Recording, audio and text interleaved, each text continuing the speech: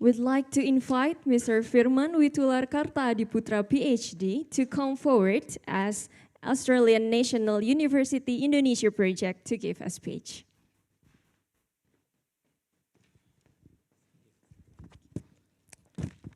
Hi, good morning, everyone, and welcome to our online audience in Australia and around the world. My name is Firman Witular. I'm an associate professor at the ANU and an academic member of the ANU Indonesia project. First of all, on behalf of the ANU Indonesia project, I would like to thank the FEB UGM for the ongoing collaboration to organize and host this forum for the 8th time. We're very pleased to have Professor Samuel Bazzi from UC Davis, UC University of California, San Diego, apologies, as the keynote speaker in this forum today. Sam will talk about nation building and economic development, drawing on his impressive work, impressive and innovative work on Indonesia. We're also excited to hear the discussion from Dr. Muhammad Rian Sanjaya and Dr. Jahen Rezki, Muhammad Rian from FEB UGM and Jahen from UI. And our third discussion, Dr. Suzanna Eddyono won't be able to join us today. We, the organizers, are very excited to have Sam talk about this topic because first, this seems to be a great time to discuss it. We are about to move on to a new administration later this year, and I guess it's time to reflect on Indonesia's journey as a nation and ask the question, how did the institutional and cultural project of state and nation building get Indonesia to where it is now? And today's topic is also closely linked to Professor Muby's work. In addition to devoting his research on rural development, we know that Prof. Muby is one of the few economists who think a lot about the link between the process of economic development, nation building, and identity. So I expect Sam's talk will discuss this and will confront this with empirical evidence. We look forward to listening, being provoked, and discussing this in the next couple of hours. Thank you.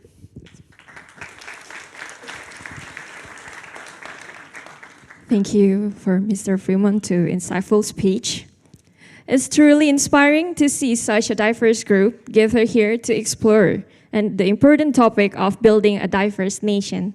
Drawing insight from Indonesia's rich experiences, our speakers are experts in their fields, and they will share valuable insights and perspective. Now, it's my honor to introduce our moderator for today's forum. She is a great lecturer in Faculty of Economic and Business.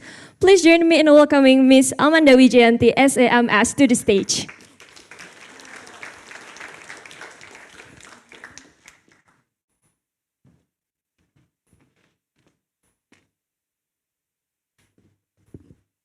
Check, okay. All right, good morning, ladies and gentlemen. Okay, this is such a good day, yeah? Welcome to Mubyarto Policy Forum 2024. Today's topic is how to build a diverse nation, lessons from Indonesian experience. Yeah. And also I need to mention that this event is hybrid. So let me say hi to the audience in the Zoom. Where is the camera? Maybe that way. Hello, welcome to Mubyarto Policy Forum. And as mentioned by Pak Firman earlier, today we will discuss about the nation building in Indonesia, highlighting the significance of policy in historical context. We will also emphasize the influence of Professor Mubyarto's work, which integrates social justice with development. And of course, for such an interesting topic today, we will have 3 amazing speakers. So let me invite the speakers to the stage. Please, for Professor Sam, Pak Rian, and also Pak Jahen to take the stage.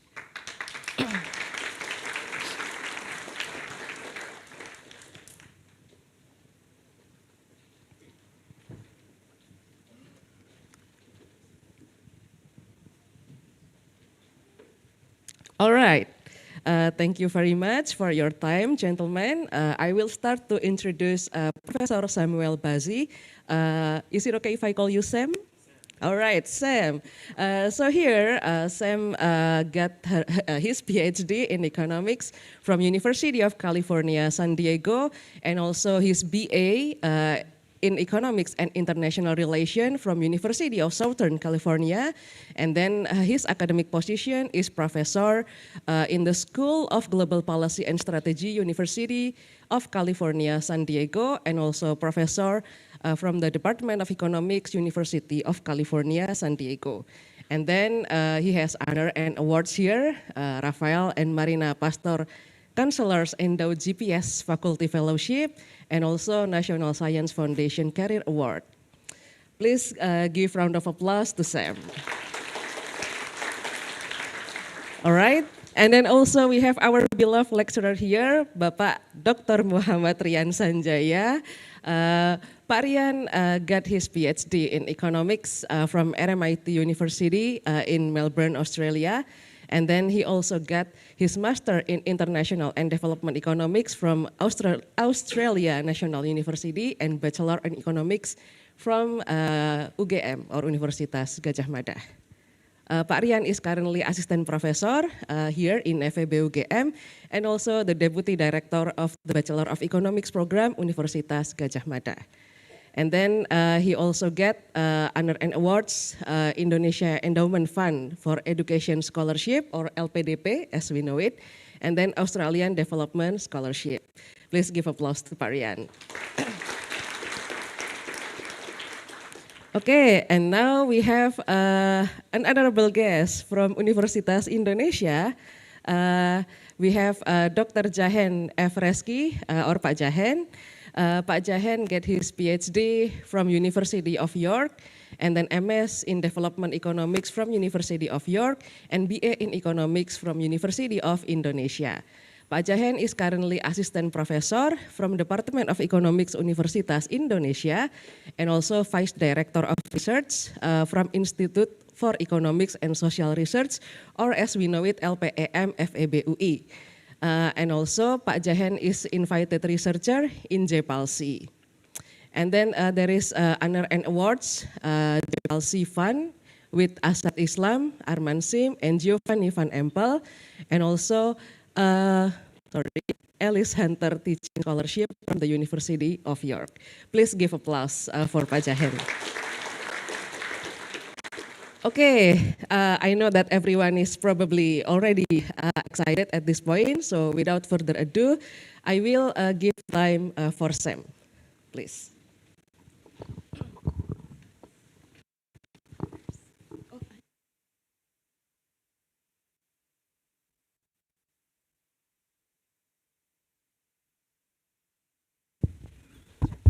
Hello, hello. Okay. All right. I'm gonna stand. That's okay. Yes, great. Yeah, usually more comfortable that way. Hi, everyone. This is it's really an honor to be here.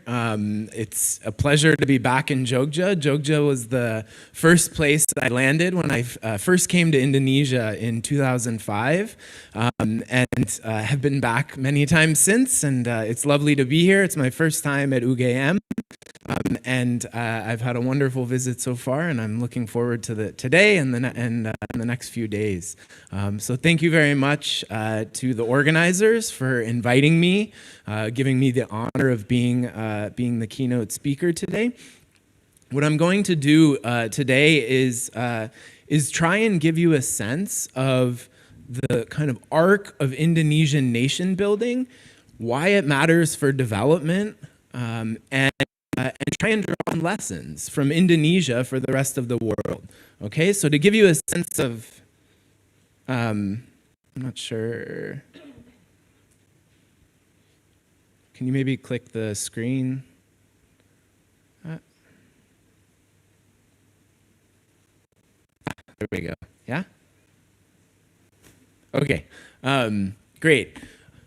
So what I'm gonna try and do I'm going to begin by giving you a sense of what we mean by nation building. Okay, it's important that we are on the same page and have a good understanding of what this term means. I'll give you a sense of what the research and policy landscape looks like in terms of thinking about nation building from both an economics and a political science perspective. I'll spend a few slides giving you a very brief history of Indonesian nation building and kind of set the stage for what I'm going to spend most of the talk doing, which is giving you some background on my own research on the nation building process and experience in Indonesia. And then what we'll do at the end is close with some thoughts and a sense of what's the future look like, right? How should we think about bridging research and policy and thinking about nation building here in Indonesia and in the world more broadly. Okay? Doesn't seem to be working again. Sorry.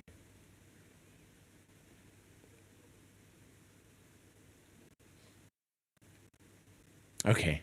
All right. So before I get into kind of defining nation building, what I thought it would be helpful to do is just try and situate Professor Mubyarto's work in what I think is very much kind of a nation building framework, right? I had enjoyed reading some of his papers. I've listed the one here from 1984 in the BIES, Social and Economic Justice. But if you look at the history of Professor Mubyarto's work, in thinking about his work on economy Pancasila, economy kerakyatan, like it's really infused with thinking about how social and cultural issues shape our economic lives, right? And really what he was focused on for part of his life as a scholar and engaging with policy was how do we bridge the gap between urban and rural Indonesia? How do we mitigate some of the divides between the rich and the poor, right? Which of course is inherently important on its own, but it's also critical to thinking about maintaining socio-political stability, which is itself crucial for economic development and progress. And if you look at the debates, the economy Pancasila debates, there's a kind of a rich history of these in the 1970s and 80s. These were really debates thinking about how should we think about the process of economic development as it interacts with identity, with building cohesive, integrated society in Indonesia, given its amazing diversity. And I just mentioned briefly, his own research really kind of indirectly influenced a lot of my own work. So you'll see some of that work today.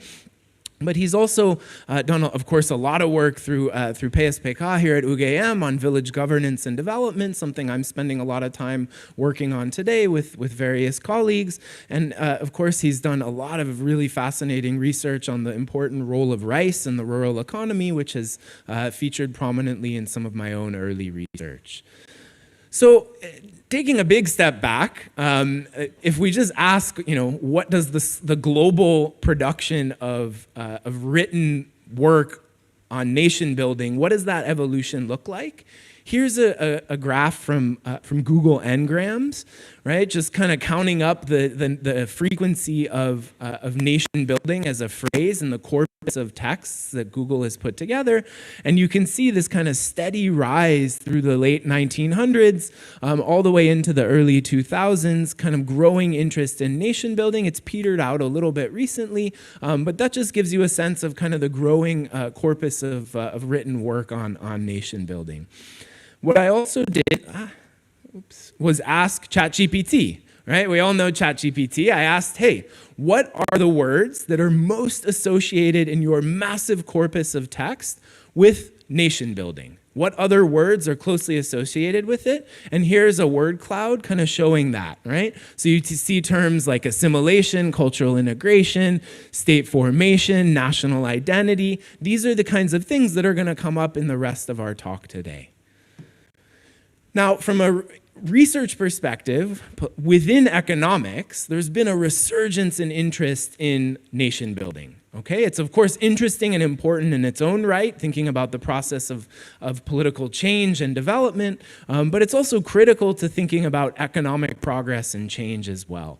Okay, and here's a book that came out recently on the left there, summarizing the massive growing body of work on nation building. I just held a conference last April, bringing together some kind of frontier work in this area. Okay, so it's an exciting time to be working as economists on nation building. Now, what is nation building? And how is it different from another term that you might have heard, which is state building?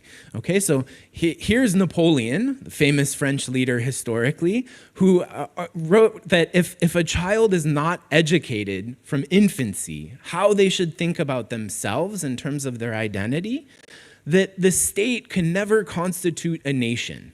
It's going to rest on these uncertain and shifting foundations, and it's constantly going to be exposed to disorder and change, right? So that's one perspective from a couple hundred years ago.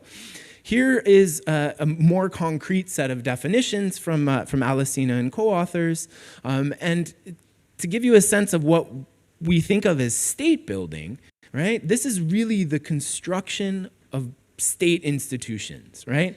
The bureaucracy that is necessary to do things like collect revenues, provide public goods, and to fight wars and do the things that we commonly associate with government, right? How is that different from nation building?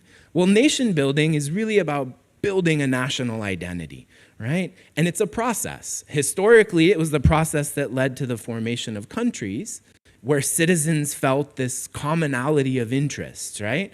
And they didn't want to separate from each other and form distinct nation states, okay?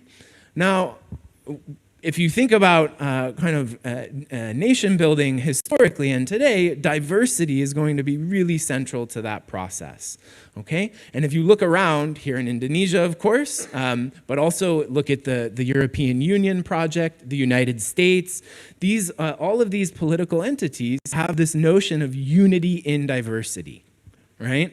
And in many ways, nation building is really about bringing together diverse groups in the population and creating a cohesive sense of identity around which they can integrate into a nation.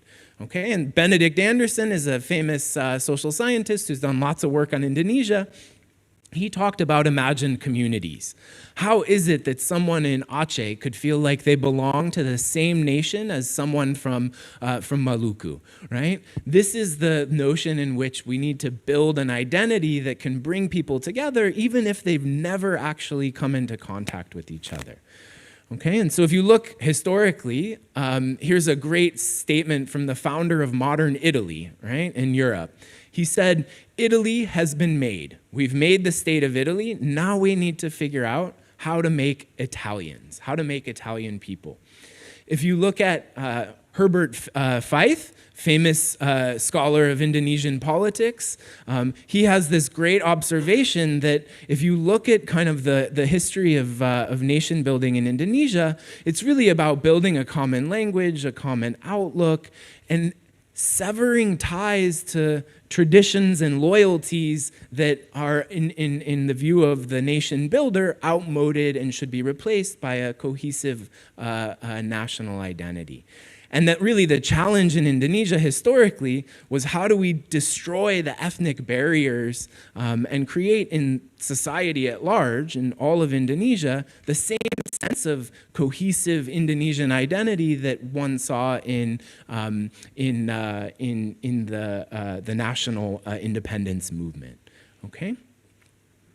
Now, some may think this is just a kind of historical project of nation building, but if you look around the world today, rapidly urbanizing countries, bringing people into contact with each other for the first time from different backgrounds. If you look at immigration into many countries around the world, changing the ethnic and religious mix of the population, it's really a kind of big challenge as countries are diversifying. How do we create this broader sense of we, this identity that is novel and cohesive and integrated?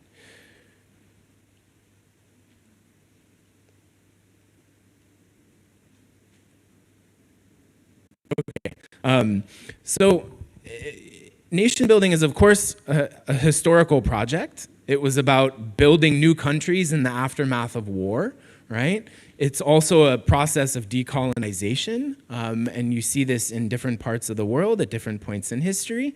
But it's also an unfinished project today, continuing that project of forging identity around a national kind of form. It's also about bridging persistent social and cultural divides in diverse societies and preventing some of the kind of latent intergroup tensions and divisions from blowing up into outright conflict, okay? Now, where do those divisions come from? They come from lots of places. They come from ethno-linguistic background, from racial background, from religion, from class, which can create divisions in society, and the list goes on. And when we think about measuring diversity, there's kind of three important measures that we're gonna want to think about as we move on in the lecture today. The first is what's called fractionalization. Okay, and this is just the probability that two randomly drawn people within a society are from a different group, okay, whatever that group is. There's also a notion of polarization, right, which is capturing something a little bit different. It's capturing the extent to which groups are alienated from each other and how strong the identity is within the groups, okay? And then finally, there's this notion of segregation. Right? How spatially segregated are the different groups in society for a given level of diversity in the society as a whole? Okay?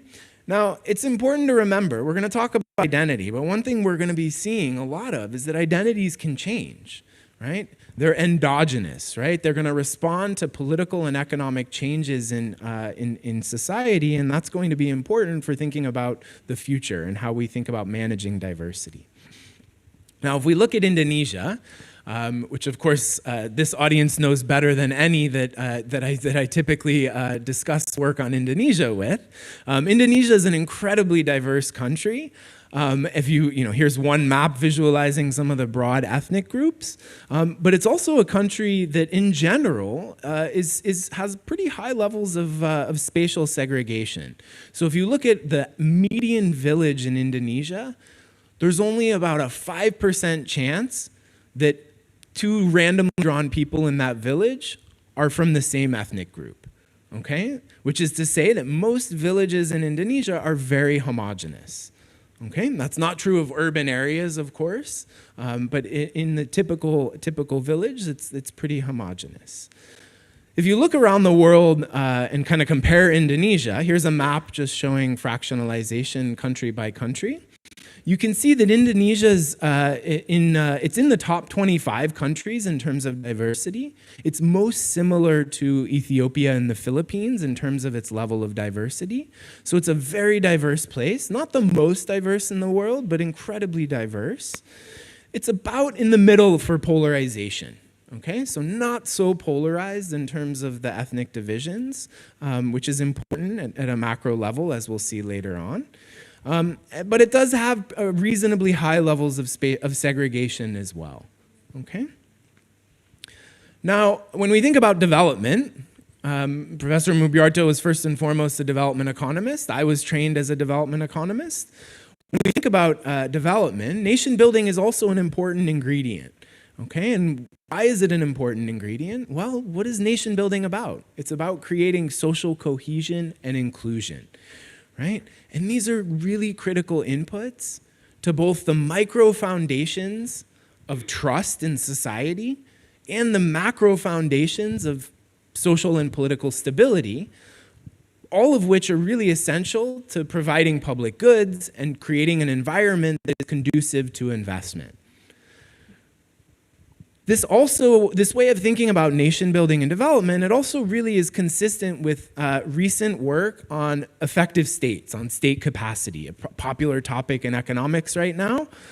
And it's consistent with that thinking that nation building as a process can in turn help facilitate state building, help facilitate effective governance in building a strong kind of foundation for development. Okay? Why does nation building matter for development? There are lots of reasons.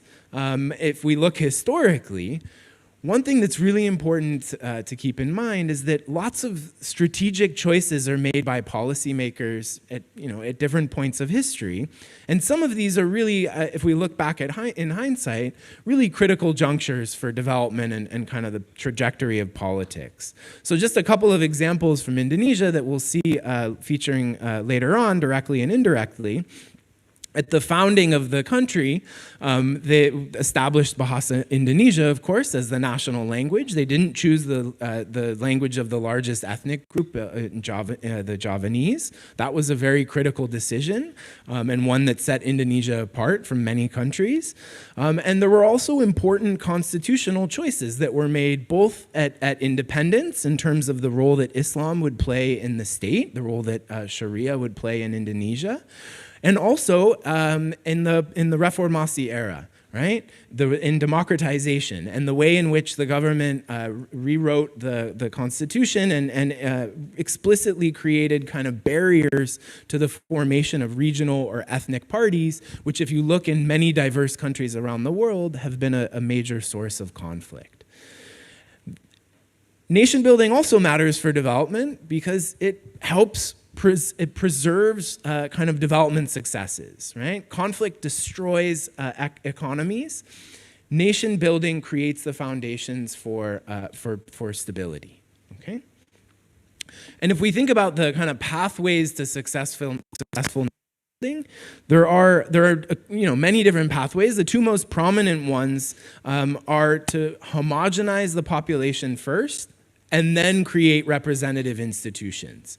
Okay, so here in Indonesia, of course, many years ago, they mandated Bahasa Indonesia in the school system. So that was to homogenize the language and really build that kind of core foundation.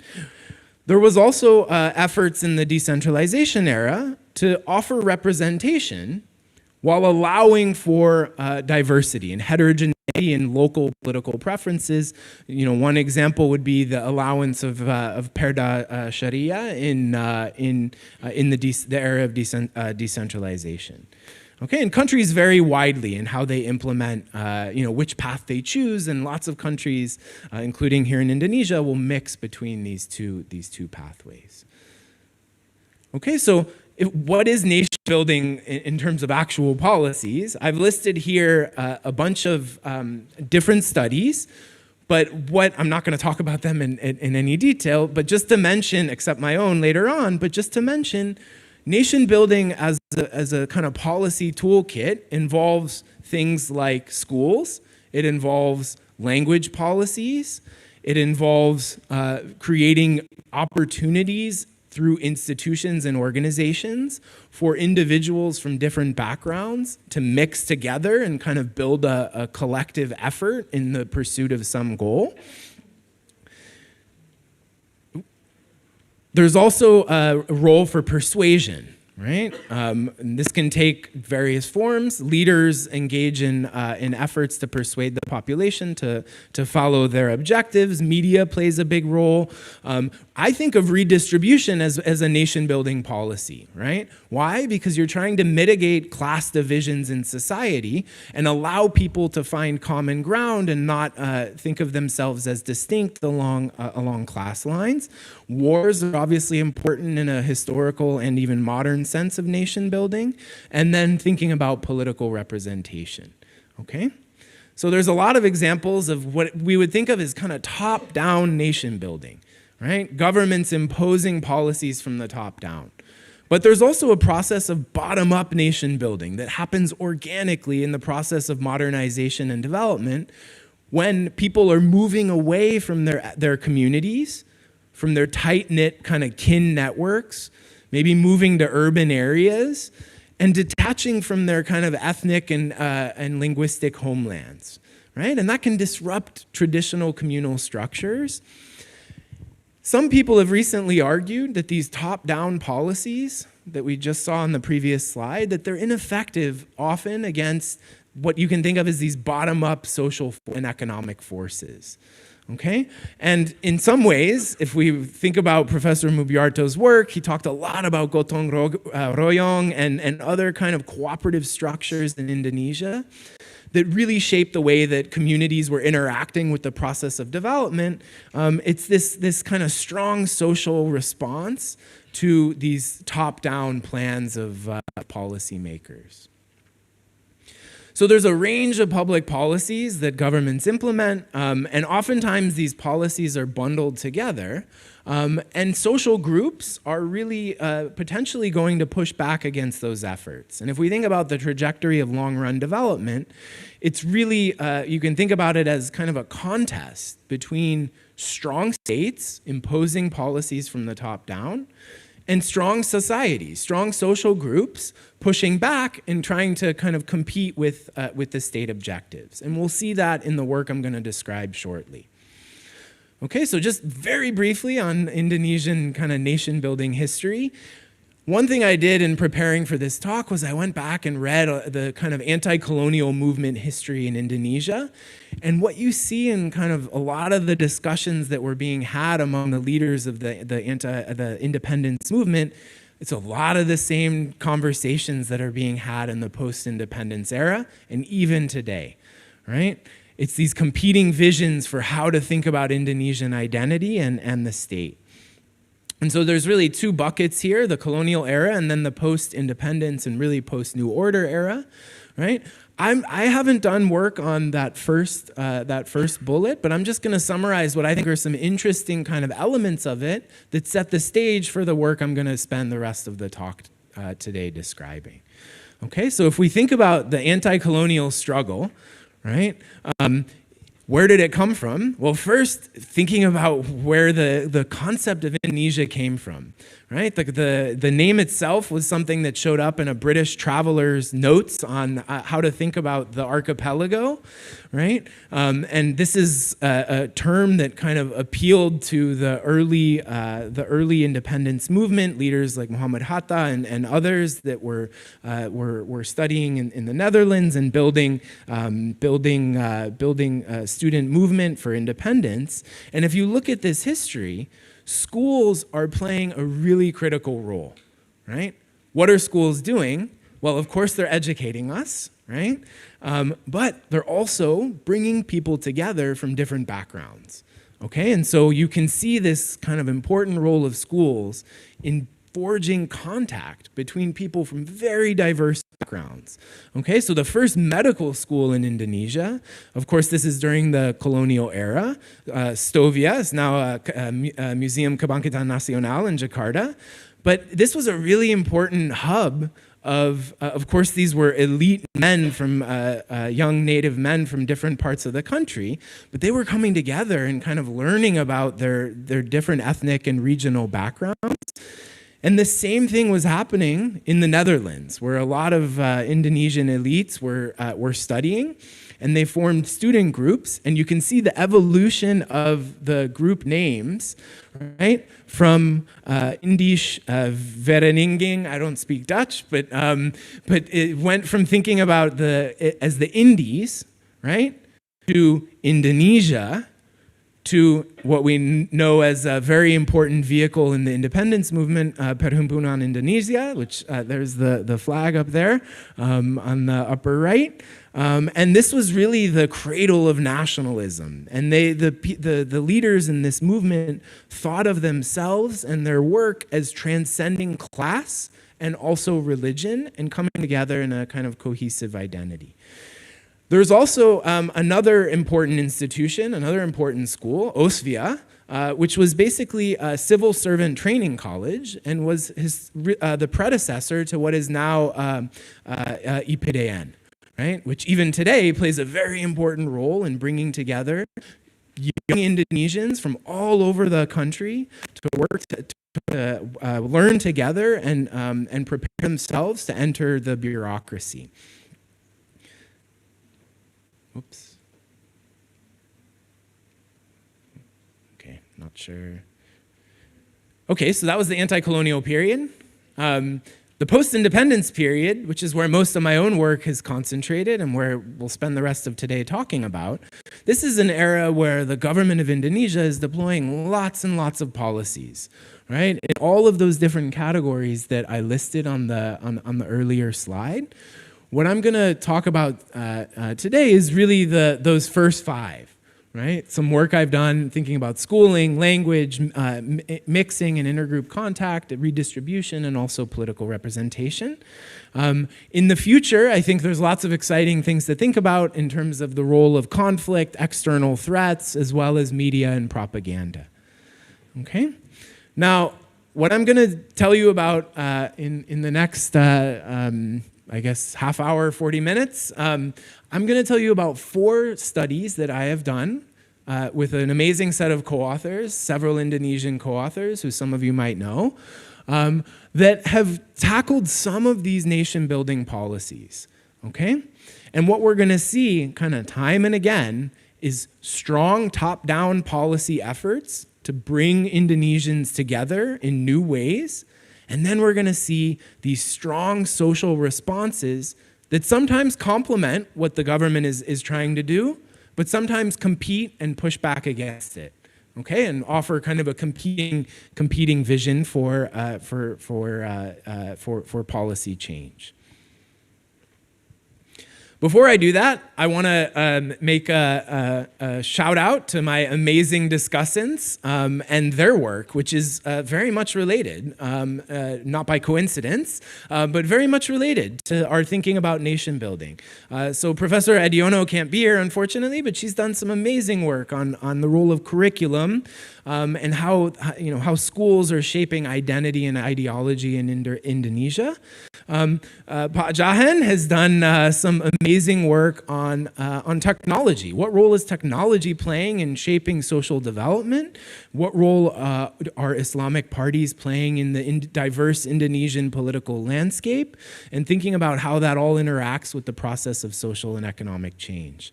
And Professor Rian has done very recently some really nice work on diversity, social conflict, and social capital. And we'll see actually some of his findings resonating quite closely with some of what I'm going to show you momentarily. Okay, so without further ado, let's get into a couple of the kind of core empirical studies that I'm gonna describe to you today. So the first one is titled "Unity and Diversity: How Intergroup Contact Can Foster Nation Building." This is a project where we're trying to revisit the very famous policy in Indonesia known as transmigrasi, right? All of you have surely heard of this program, one of the largest population resettlement programs in the entire world in modern history.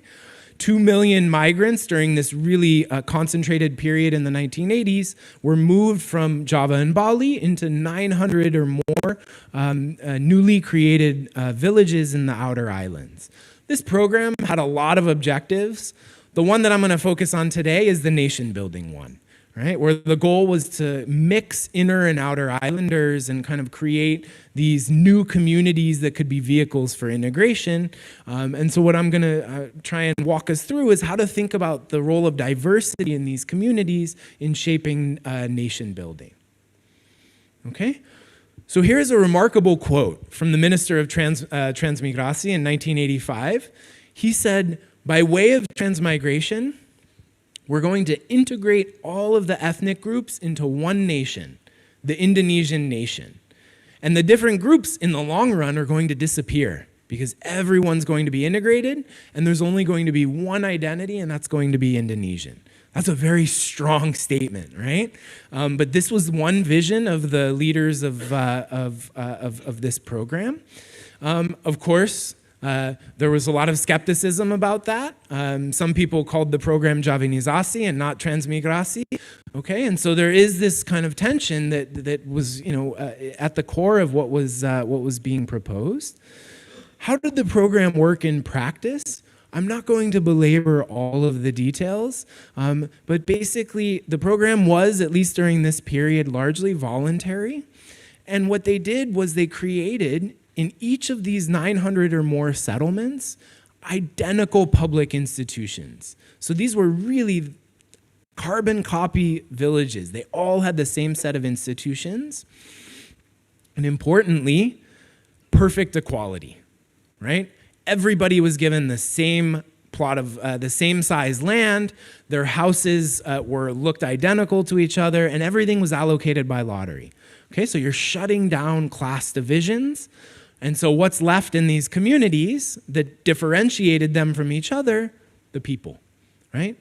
Different levels of diversity, which is going to vary a lot across communities for a variety of reasons that I won't go into details here, but we're going to see that there's a lot of heterogeneity in terms of the ethnic mix in these villages. Okay? Now, just to give you a sense of how much diversity this program created, here is a distribution of fractionalization, right? Remember the probability that any two residents of a village are from a different ethnic group. Most villages, you can see, have very low levels of diversity, very low fractionalization. Here's what transmigration villages look like. Much more diverse, right? And you see the same thing for polarization, right? You're just creating much more diverse villages than what would happen if you just let people move around and villages created organically, as they have been throughout history. Now, in thinking about nation building, there are lots of things we can measure, and we do measure a lot of them, but we're going to focus on language first and foremost, okay? We all know the history of the Indonesian language. Very few people spoke it in 1930 when the independence movement was said, you know, we're gonna choose this as our national language in the Declaration of Unity in 1928. Today, or a decade ago, and I bet today it's even higher, almost everyone in Indonesia can speak Indonesian. Okay? That's not surprising. What is maybe more surprising is that there's a lot of variation in who is reporting to the BPS enumerators and the census penduduk, who's reporting that they speak Indonesian as their main language at home, not their ethnic language. 18% of the country was reporting that in 2010. If you go to Jakarta, almost everybody is saying they speak Indonesian as their main language at home. Okay? And if you look at the Asia Barometer, what you see is that people who speak Indonesian at home are reporting that they feel a much stronger attachment to their Indonesian identity as opposed to their ethnic identity. Okay? And that's consistent with one of the early leaders of language policy in Indonesia, Ali Abana, who said that the more that our population learns to express themselves in Indonesian, the more conscious they'll become of the ties which link them together. Okay? Now, if you look at the IFLS, the Indonesia Family Life Survey, you see that people who grew up in a household speaking Indonesian as the main language at home, when those kids grow up and start their own families and households, they are also more likely to speak Indonesian at home. They're also less attached to their ethnic identity. They're more likely to kind of change what they report as their ethnic identity. And that's, of course, happening in households where people have spouses from a different ethnicity, where you have interethnic marriage. And they're also more likely to trust other ethnic groups. Okay, so in general, when you're using Indonesian as a child, as the main language at home for socialization, you see weaker ethnic attachment later in life. Okay, so why does this matter for thinking about diversity? So what I'm going to show you now is this is just kind of the raw data, right? Looking at different transmigration villages, and we're going to ask, how do polarization and fractionalization affect Indonesian use as the main language at home? Okay? And we think about that as a strong signal of being invested in the national identity. Okay, so let's take one village, Tanjung Dumai in Riau. It's a transmigration village. It's basically entirely Javanese. Okay?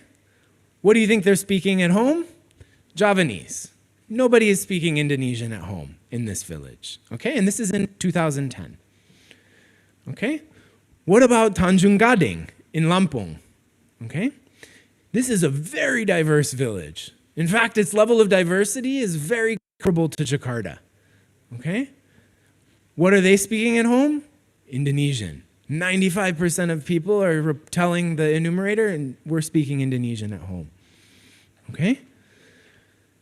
What about Bukit Kemuning, also in Lampung, not far away from Tanjung Gading, right?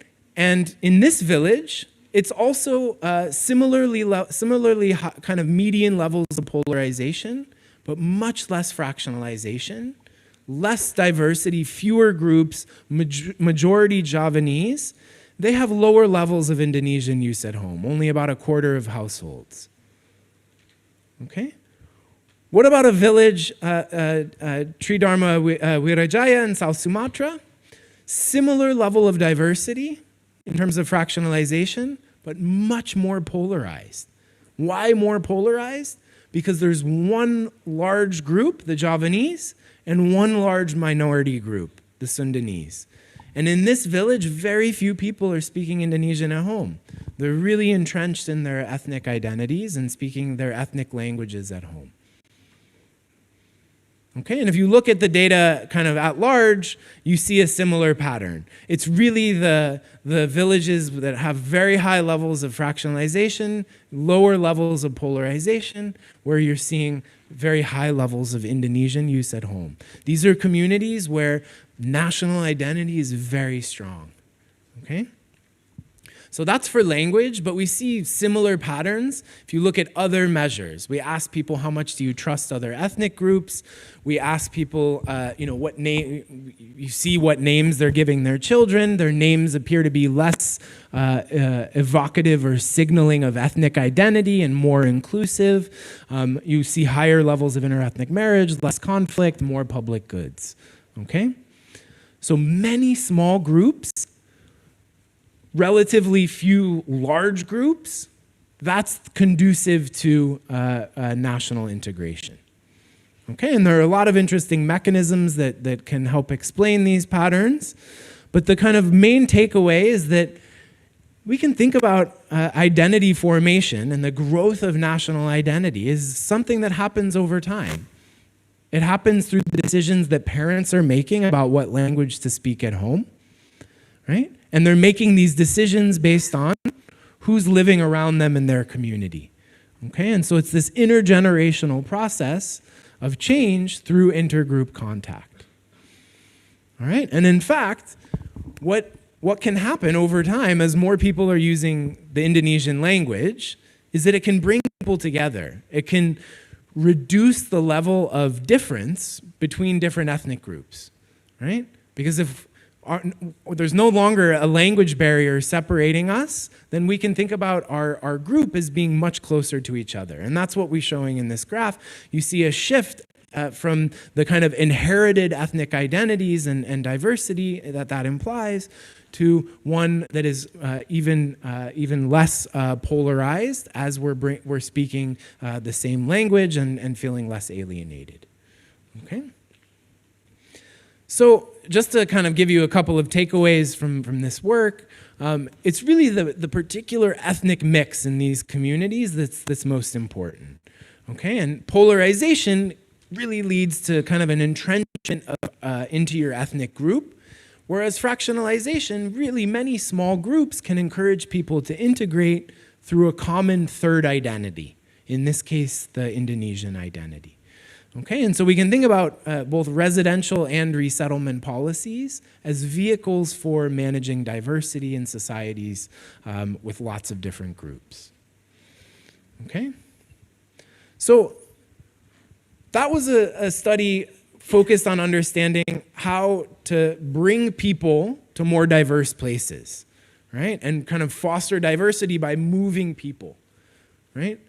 Now what I want to do is think about another very common policy in the era of decentralization, pemekaran daerah, and think about how that process has also affected diversity, not by moving people, but by creating new places with different configurations of diversity. Okay? So in economics, we have some famous theories that tell us that people can vote with their feet. If you don't like where you live because of who's living around you, you can move somewhere else that's more representative for you. But what if people can't move? We know there are lots of barriers to movement, right? What if people can't move? Well, let's move the place to the people. How do we do that? We redraw political boundaries. Okay, and that's exactly what's happened, not just here in Indonesia with Pemekaran Daerah, but all over the world. Right? This is something happening everywhere. Okay, and this process can really change the incentives for different groups in society to build coalitions together. Okay, why is that? Because there's lots of new resources that are coming into places where you're building new local governments. Okay? And if we think about what's happening in the process of redrawing boundaries, you're changing the composition of voters, of the electorate. Okay? And in some cases, you're going to increase the homogeneity of the electorate, and that can reduce violence, sure. But in other cases, the way you redrew the boundaries might create incentives for new types of kind of ethnic divisions or religious divisions in that locality. Okay, and we'll see examples of that.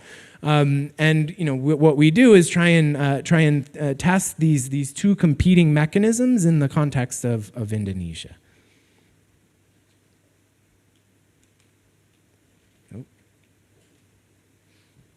Oh, sorry.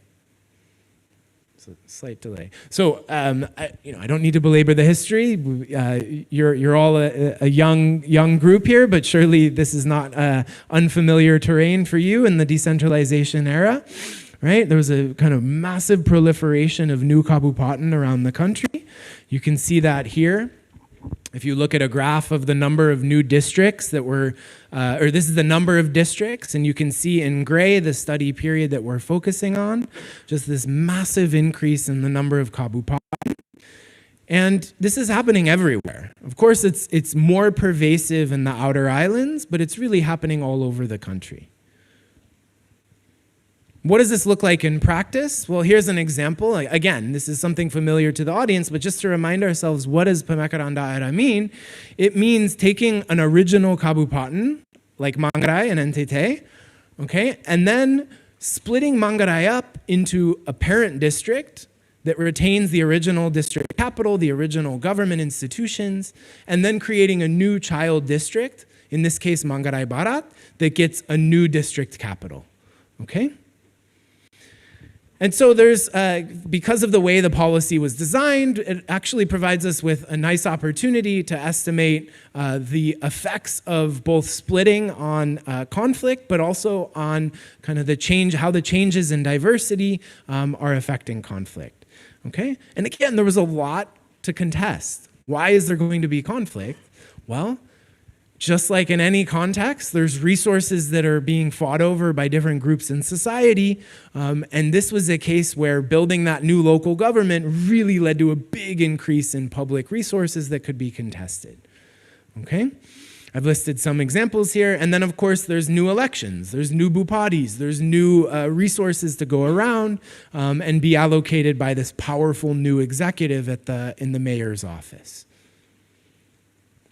Now, what's going to happen to ethnic divisions, right? Here's just two very stylized examples, and then I'll give you two real-world examples, okay? One thing that could happen is we have an original district, A, where there are two groups equally split in terms of their size. This is a very polarized district, right? We split them up and give them each their own kabupaten, in that case, there's a big reduction in diversity, right? Much more homogeneous, much less polarization. Here's an alternative example where you have a kabupaten that has one large group, majority group X, and then two minority groups that are equal size. This district splits up. The group X, the majority, gets their own homogeneous kabupaten, and then the child district, get the two minority groups. Okay? Before splitting, those minority groups, maybe they were allied. They were a minority coalition. after splitting, there's new government resources to fight over, and these two groups could now be in competition with each other, right? So in practice, this is exactly what happened in Indonesia. You have some kabupaten, like number 1, and some kabupaten, like number 2, okay? But to give you an example of, from concrete example, this is just kind of the details of how we construct the changes in diversity with the new boundaries, but let me just show you a map with the actual examples, okay? So here's the kabupaten, original kabupaten of Aceh Tenggara, okay? And you can see in the different colors, in the map, we've colored each village, each desa, based on the ethnic group in that desa, okay? And you can see that Orang Gayo are all in the north of Aceh Tenggara, okay? And then in the south, you have a mix of Alas and Batak Tapanuli and Toba and Singkil, etc., okay? This was a case where it was very clear. Let's draw the new boundary. You can see the thick dashed line. That's where they drew the boundary. And as a result, this district saw a massive reduction in polarization, okay? Because now the Gayo are in the homogeneous new district, and the Alas and a few other groups are in a relatively homogeneous district in the south, okay? Here's an alternative example that fits under that number 2 bucket, okay? This is Kota Waringin Timur in Kalimantan. Here they split into 3 kabupaten, and in this case, they did create some kabupaten that were more homogeneous, right? But in general, look at the map. It's just like, it looks like a mosaic, right? A kaleidoscope of groups. How could they have possibly created a homogeneous set of new kabupaten? It would have been very difficult to do that because of the rules about how to create the new kabupaten from underlying kecamatan. And so in this case, they did reduce fractionalization a little bit, which happens kind of mechanically, but you actually saw an increase in polarization, okay? This is just a map showing those changes for all of the kabupaten across Indonesia, lots of variation, right? But here is a kind of headline result, okay? So this is looking at the change in polarization, right, against the change in social conflict. These are episodes of violence that are reported in local media. Okay, in some cases, people are actually being injured and killed, but in a lot of cases, it's just kind of political violence or riots that are happening, in the kabupaten capital. But what this is showing is that kabupaten that split and became more polarized see an increase in conflict. Okay. For fractionalization, you don't see much happening. It's really about polarization. Because when you're in a polarized kabupaten, you want to make sure that your group wins, right? What do you want to make sure they win? Well, you want to make sure they win the election, right? And not the DPR day election. That's important. But what's the DPR? The DPR has proportional representation, right? Different groups get different representatives proportional to their size, if that's how the coalitions work, right?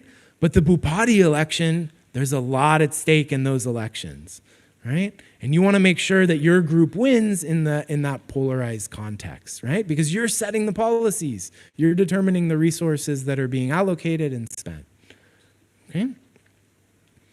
So if we think about the kind of lessons from this study, it is shedding some important light on this very popular decentralization policy, right? That itself can be a tool for managing diversity, and we highlight some kind of potential and promise, but also some pitfalls. Okay, and I'd say, there's a lot more to learn about Pemekaran. It's obviously not happening at the same pace that it did 5, 10, 20 years ago, but it's still very important, and there's a lot to learn about kind of the longer term effects of this important policy change. Okay, so I'm going to pause there and get something, some water. Yeah, but can I ask how are we doing on time? Okay, all right, wonderful. So thank you very much. So, we've been talking a lot about ethnicity, right? Obviously, it's very important of diversity. But there are also other important dimensions of diversity, right? Religion is obviously an incredibly important one that, if you look on paper, of course, 90% or so, maybe a little bit less of the Indonesian population is, but there's a lot of variation in views within the Muslim population. The different aliran historically and today, and you see that in showing up in different forms.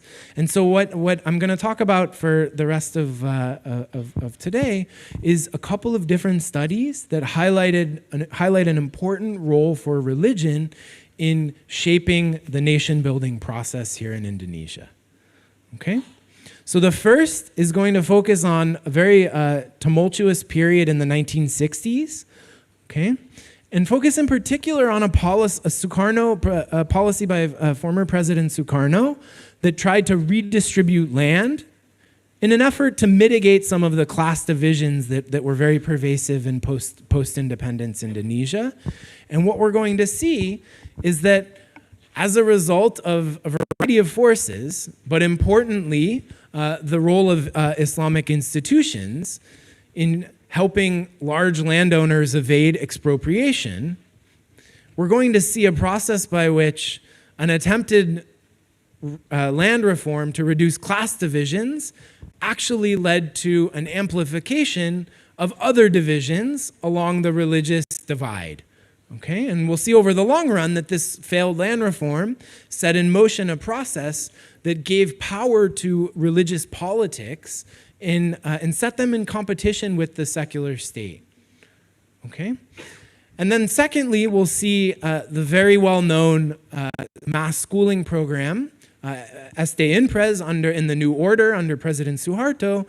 And here we'll see actually Islamic schools, the largest Islamic education sector, are competing with the state as the government is building public schools, but that they're also potentially complementing the state's effort and leading to more education for Indonesian citizens, but also potentially more higher levels of religiosity as a result of religious education system.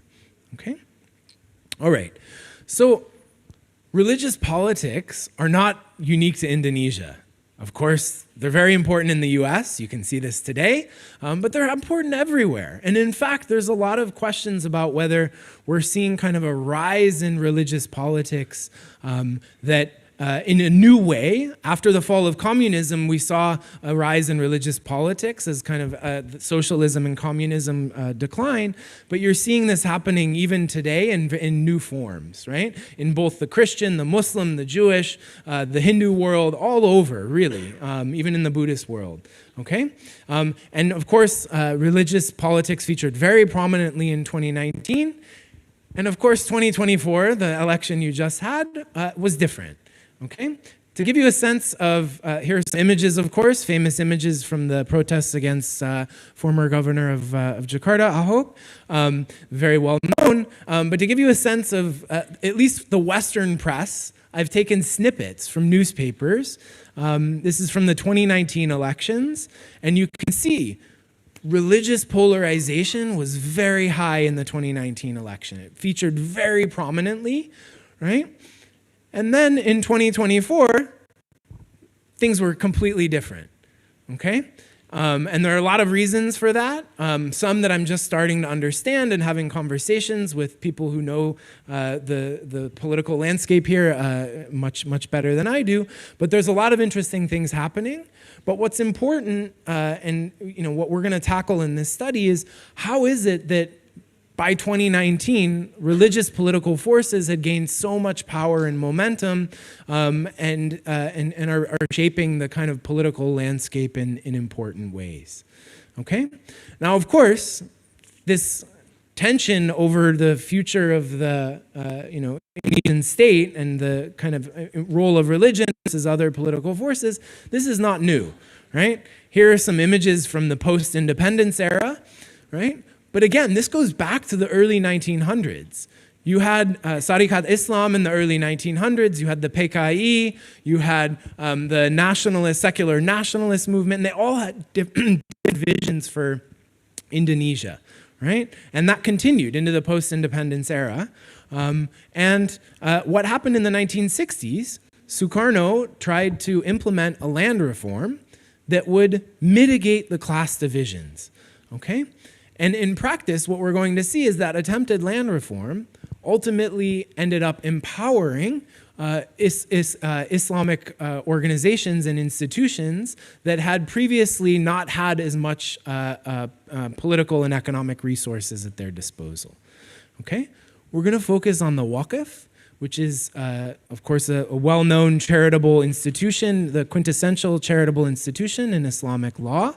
And this is a really important institution, one that lots of political scientists and economists are trying to understand its historical and modern legacy.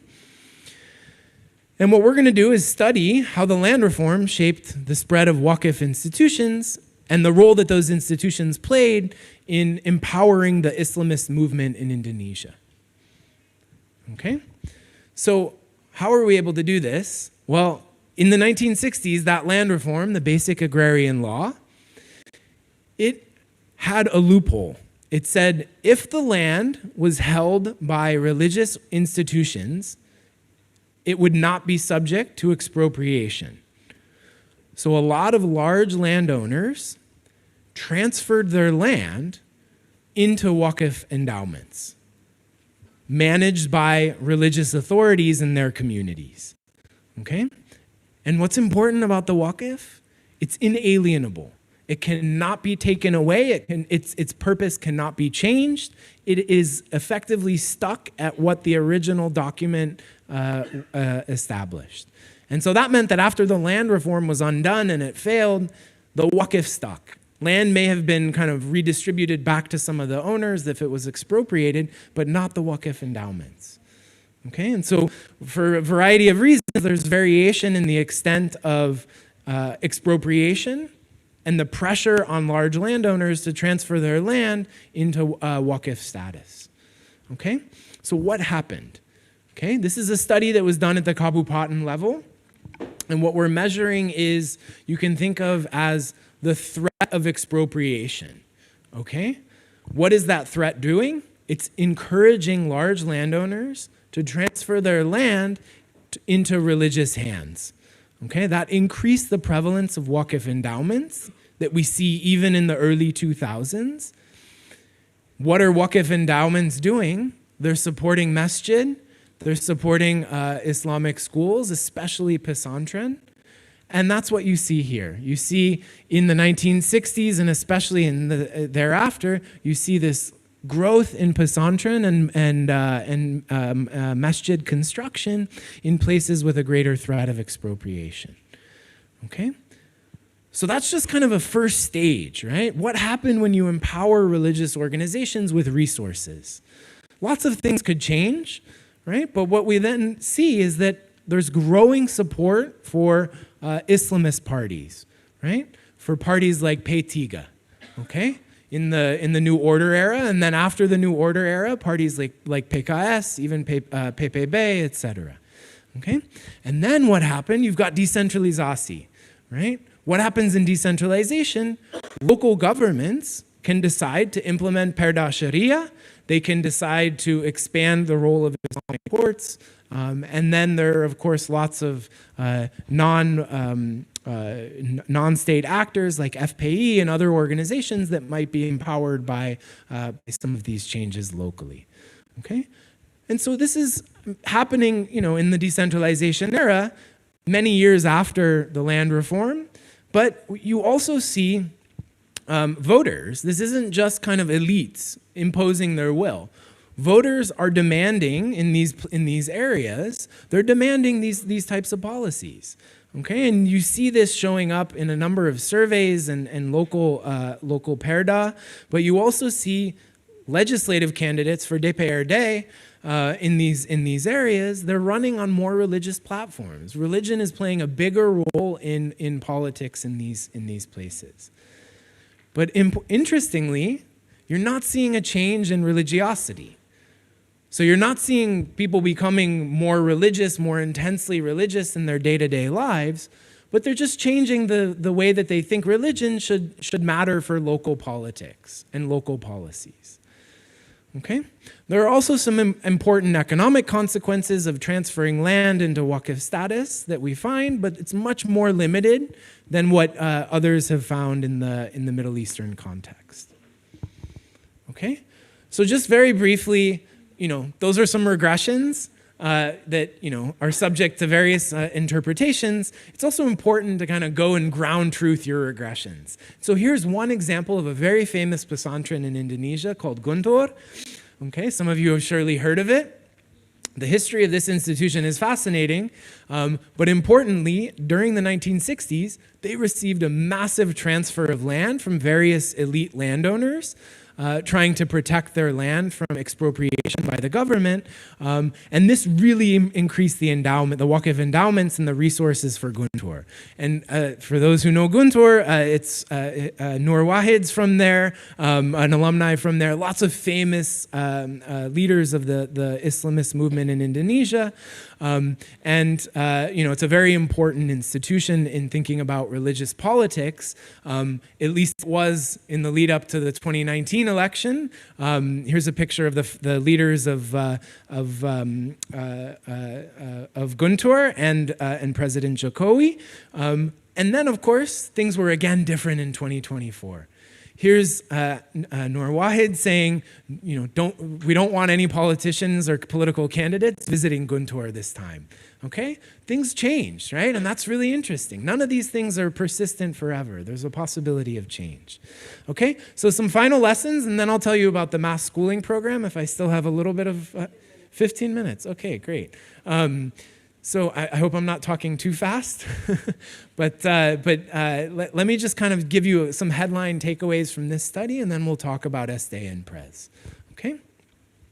So this is an example of a policy, a very popular one, land reform, to mitigate the divisions between classes, high and lower class in Indonesia, right? What did that do in practice? It actually activated another set of divisions between more conservative and less conservative religious forces. Okay? And another important lesson is that religious politics as we know it here in Indonesia and maybe in many other places, it's not something that's necessarily deeply connected to religiosity, the strength of religious conviction and values, but it's also very importantly connected to the power of religious institutions and the resources that they have to implement policies, to mobilize voters, etc. And in the decentralization era, right, this opens the door for religious entrepreneurs to change policy in ways that were not possible when everything was really centralized and there was very limited scope for local policymakers and the local organizations and the communities that influence them to change the political landscape. Okay? There's also other interesting questions about the future of kind of religious forces here in Indonesia and elsewhere, what role technology might be playing in kind of shaping their strength.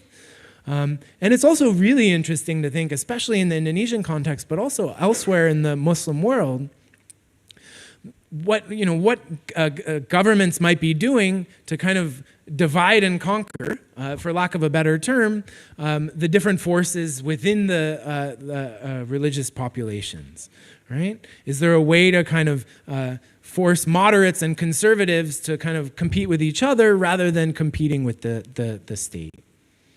Okay? So finally, in the last little bit of time, what I'm going to do is tell you about and this is the newest of the studies I've listed here and we've talked about today. This is a study trying to understand the role of religious education in an era of mass schooling. Mass schooling is something that almost every country in the world has implemented in their history, where you try and build public schools and get the population to universal primary schooling. Okay?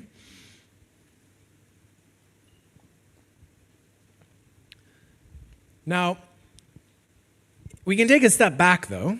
We're going to talk about education, but we can also think beyond education. The process of economic development is a process where the state steps in and tries to start providing public goods and building the capacity to do that.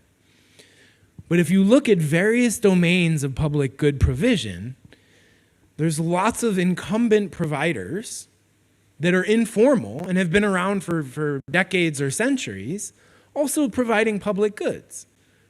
And they might not react kindly to a government coming in from the center and imposing their will.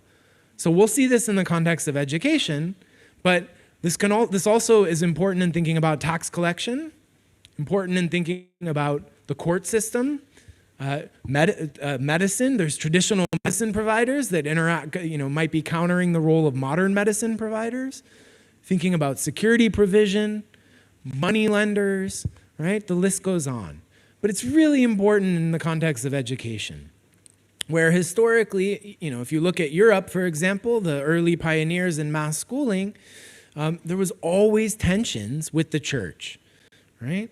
The church had lots of religious schools, and those schools were often in confrontation with new public schools that the government was building.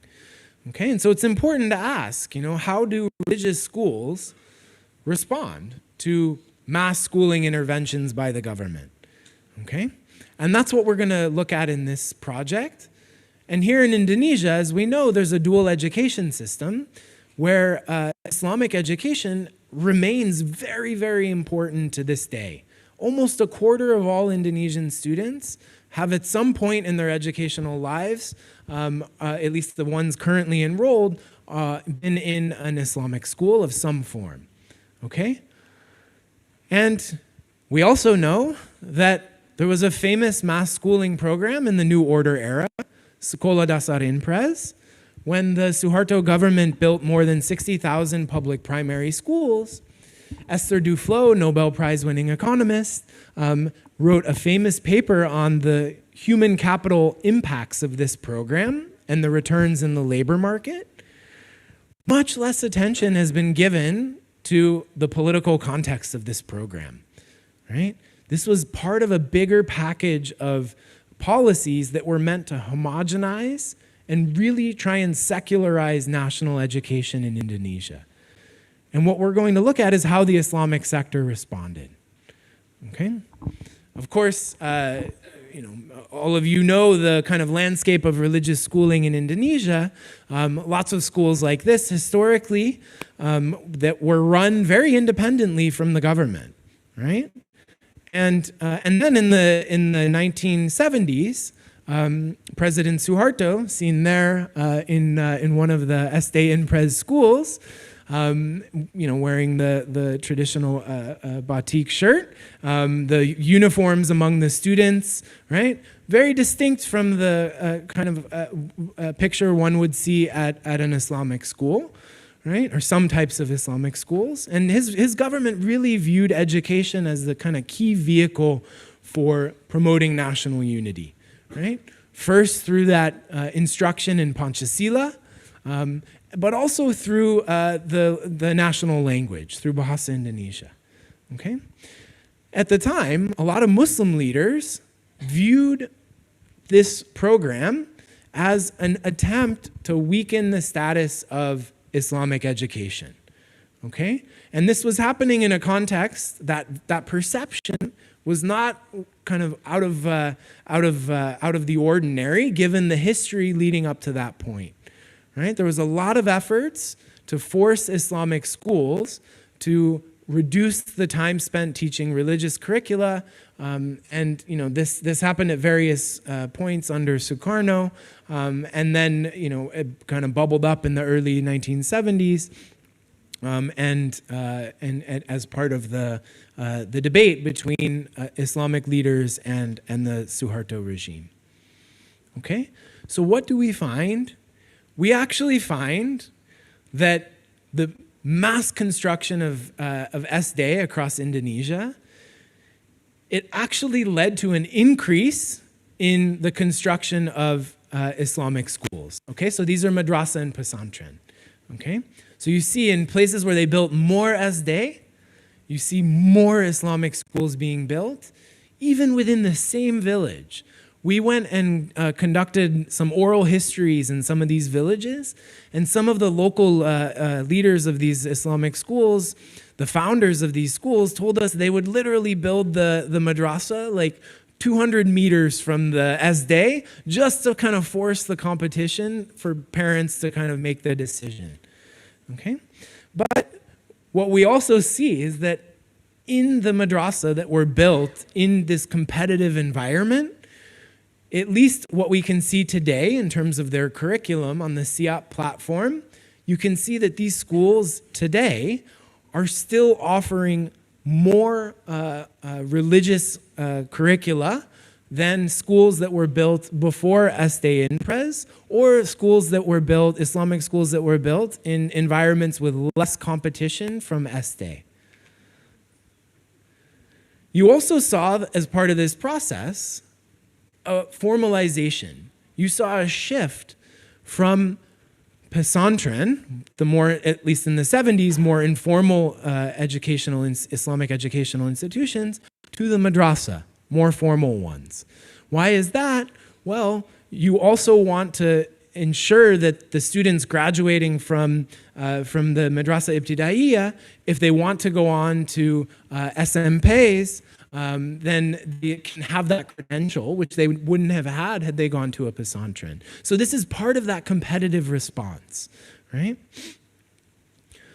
And so what you see at the individual level is that at the primary level, at the level of elementary school, you do see that fewer kids in that early 1970s and later in the 1970s period, fewer students are going to Islamic elementary schools, to madrasa ibtidaiya, okay? But here's where it gets interesting.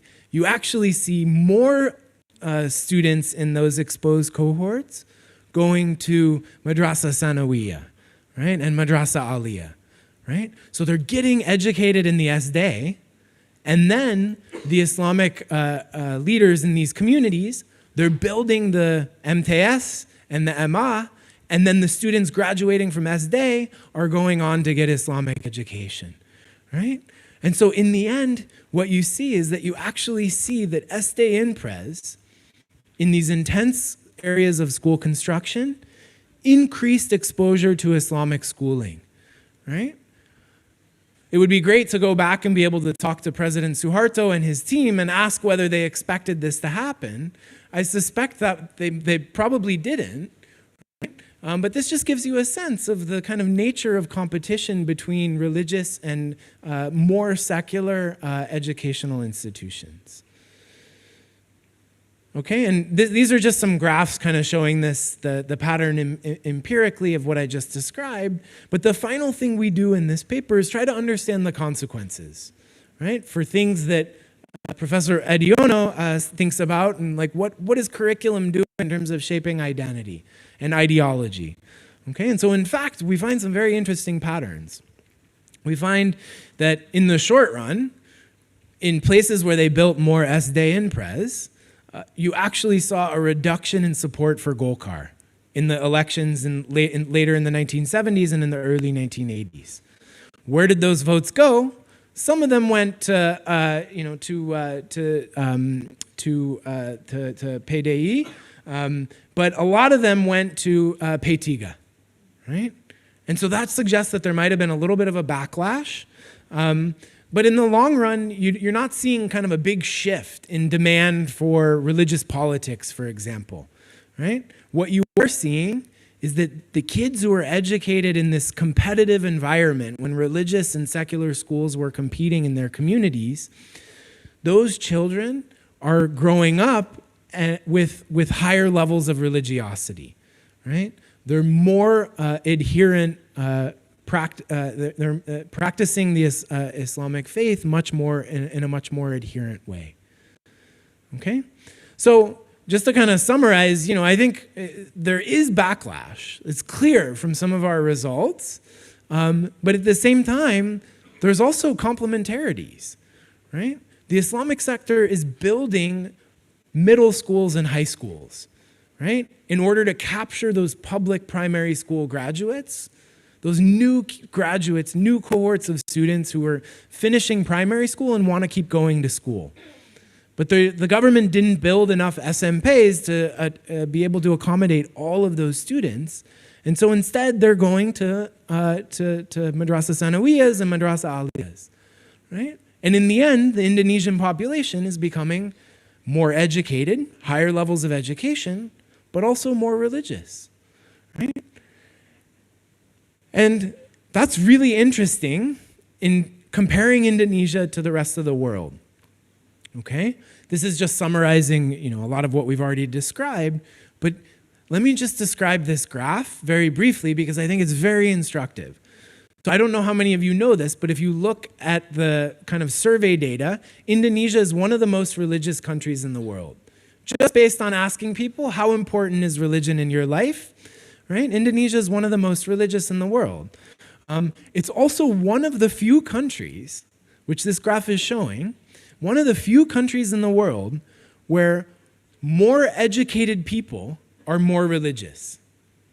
If you look at it's hard to see on the graph, but if you look at the countries at the bottom, the US, France, Turkey, a lot of European countries, these are countries where more educated people are less religious, right? And that's the norm, right? And why is that the norm? Because in many countries historically, mass schooling has led to a complete disruption and displacement of religious education. In Indonesia and in a number of other countries, that didn't happen. You have these dual education systems, right? And so you see that it is possible to have higher levels of education and more economically advanced and developed countries move hand in hand with more religiosity, right?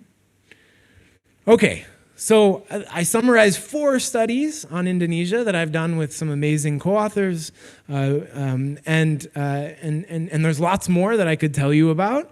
But what I want to do in the last couple minutes is just give you a sense of kind of my vision of the future of the research and policy landscape in thinking about nation building. So if you look around the world, there's lots of conflict, not necessarily violent, social and political conflict about distributive issues.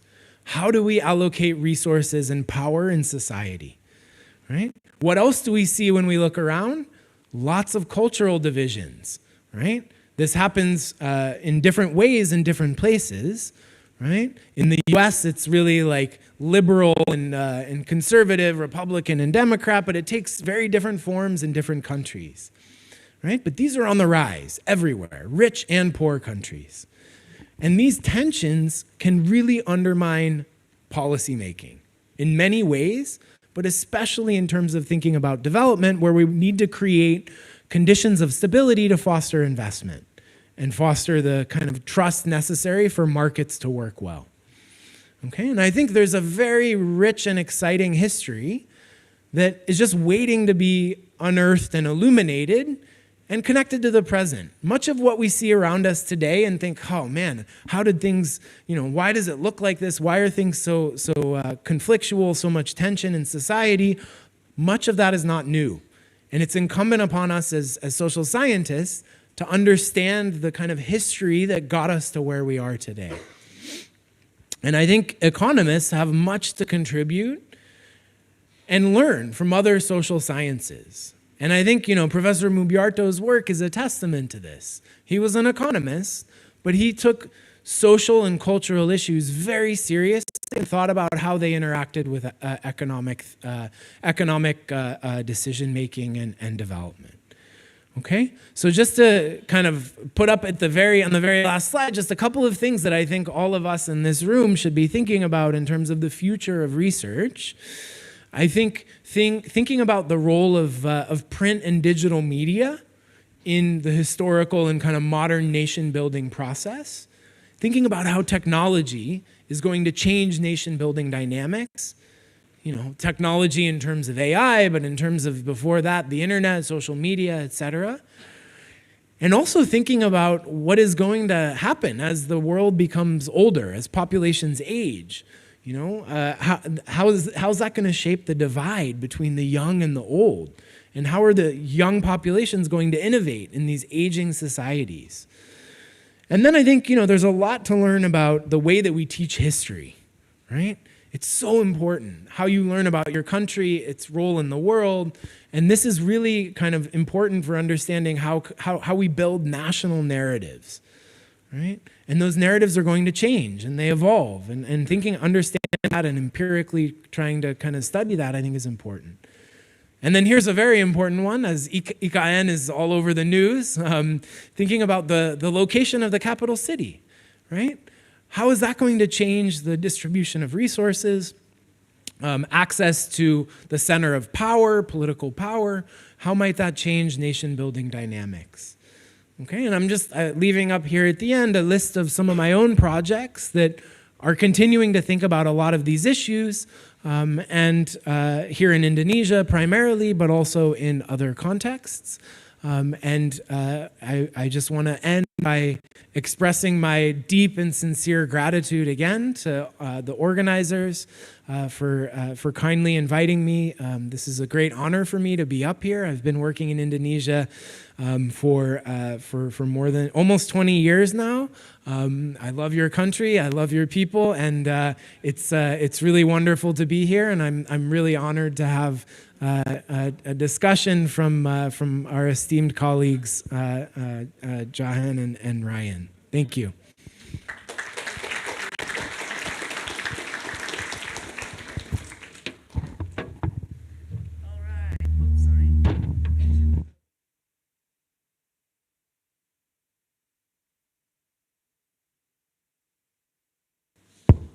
All right, thank you very much, Sam. It was very interesting. And also, I'm sure that we all here have already got a lot of things to think about from what Sam just explained to us. All right, and for the next session, it's for our discussants, Pak Rian and Pak Jahen.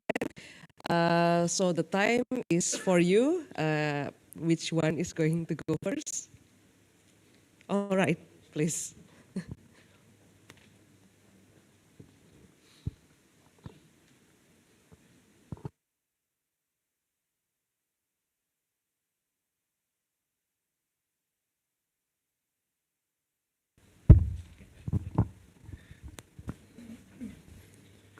All right, thank you for being here. And first of all, I need to say my gratitude for the organizers for entrusting me to be one of the discussants for this event.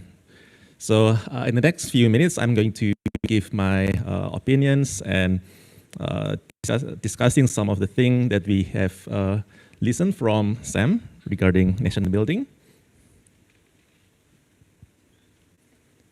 And the first thing that I want to say is like a summary of research.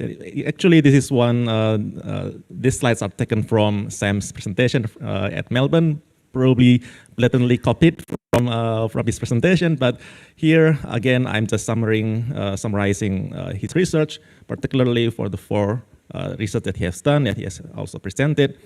First, for example, regarding population resettlement, the transmigration program, Sam and his colleagues found that after 15 to 30 years of resettlement, polarization seems to increase ethnic attachment, but on the other hand, fractionalization increases national identity and integration. So we have these two measures of ethnic diversity that seems to have like different directions in terms of nation building. His second research is on redrawing admin boundaries, which is decentralisasi, pemekaran, and so on. And it seems that district splitting has no effect on conflict on average, but conflict falls in places that homogenize. And again, similar to the previous finding, they found that polarization amplifies conflict. And this, again, a feature that that happens prominently in many research, and I'm going to talk more about polarization versus fractionalization later on in my talk. The third study was on land reform, where they found that in the 1960s, land reform created a threat of expropriations, increased wakaf prevalence. And fourthly is on mass schooling, I'm trying my best to not mispronounce this, another terms. But the in-press school, the SD in-press schools, did not crowding out Islamic schools, but increases Islamic piety and religious identity. So that's basically in the summary of Sam's presentation. So there is nothing new from what I presented here. Now I have 5 points to discuss. The first thing is I want to start with a quote from Herbert Faith there, where in the creation of a nation, people enthusiastically severing its outward ties to local traditions, and that the first task was the destruction of ethnic barriers and the creation in society at large. And my question for this quote is that, is it really have to be in opposite direction? Is there any kind of middle ground where the process of nation building can be hand in hand with, let's say, me, for example, being half Japanese, half Buginese? How can I still be proud of my ethnic identities while still believe in the continuation of this national building project? And again, Sam's in his 2019 paper have built a very good model, economic theorist model, that relates intergroup contact with nation building. And again, this is the theory, and also been empirically shown that fractionalizations with having a lot of small groups is actually hastens or have a positive association with national building, whereas polarizations hinders national building. The second thing that I want to discuss is I want to start here from the quote from Pak Mubyarto and Prof. Aceh Pardadireja. I believe it was published in BS as well in 1968, so it's I know, almost 50 years ago. The quote here is related with the transmigration program, with the resettlement program. In this article, Pak Mubi and Pak Aceh said that in general, the transmigration program is a piecemeal undertaking from which not much can be expected. So it is interesting remark from the 2 professors from UGM. And the question will be is, okay, transmigration is, I think Sam have already been discussing before, that is a controversial program. At what cost then are we going to promote objective of this national building program? The objective of national building is to create cohesion and inclusion. And more importantly, I believe, is that when we're talking about national building, when we're talking about the identity of being Indonesian, do we know that being Indonesian is like the best thing? Maybe it's like a controversial take here, but why don't we go to something else? Why don't we choose different kind of national identity that we believe to be like and also, one term here that I'm sure a lot of you guys are familiar with, the NKRI harga mati. It's something that obviously can be misused to promote national building while at the same time suppressing those who may have different opinion about it. The third topic is on the importance of ethnic diversity. I have the opportunity to attend Chris Batman's presentation in 2019 at Göttingen University. I don't have the slides, I don't have the record, but I still remember he said that basically he is pessimistic, or he doesn't have like much belief on the importance of this ethnic diversity aspect in conflict research. But then if we look at Sam's presentation, he weaved a theory where the two can somehow have impact on national building. And in 2022 paper, actually Chris and Sam joined hand in writing a paper on conflict predictions. So that's that. And one thing that I want to touch here is on the association between ethnic diversity and social capital. And this is important because national building as a core inputs to micro foundation of trust and macro foundation of stability, and trust is one aspect of social capital. And again, here I'm reiterating the importance of gotong royong. It's also from Pak Mubi and Pak Aceh's paper in 1968. And again, Sam have discussed about this. on the effect of polarization and fractionalization on social capital in these transmigration villages. And my own research also found like a slightly different thing, because in Sam's article, it focuses on transmigration villages, but in my own research, it's more on the general population, where it seems that polarization and fractionalizations increase with certain types of social capital, which is tolerance, but decrease with particularized trust. The fourth one is I also believe to be one of the challenges in national building, where we are focusing on the impact of, let's say, ethnic conflict. So I believe all of us are quite familiar with the issue of ethnic conflict, particularly in the early 2000s, where we experienced a lot of ethnic or religious hostilities in Aceh, Sampit, and so on. And there have been a lot of research conducted on this topic. For example, one that I did was in 2019 about the long-term effect of ethnic conflict in Aceh on behavior, and also another study by Werner and Lambsdorff in 2019 in post-conflict Ambon.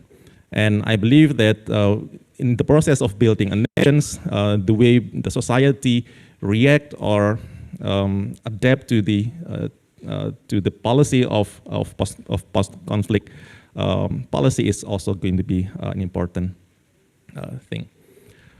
Finally, it's more on the theories. I'm not sure all of everyone here are interested in theory, but basically there is only one big theory, apart from Sam's, of course, on conflict and ethnic diversity. For example, in the Esteban and Ray 2011 paper, the three measures of ethnic diversity, polarization, fractionalization, and the Greenberg-Gini index, together they be able to predict the equilibrium per capita conflict. But the theory is basically focusing on big, large conflict like civil war. But we understand that since mid-2000, Indonesia is no longer in big conflict. Instead, we have experienced a high frequency of small conflict. And there is some things that we can do in terms of developing another theory, perhaps, that can explain the prevalence of this small-scale conflict. And finally, here I'm just going to point out some future research in the issue of nation building. For example, in terms of topic, post-conflict behavioral research, I believe to be something important, and this can be done, for example, through lab in the field experiments, which I also mentioned there in the methods or theory part. Second one is on intergroup distance, non-ethnic in particular.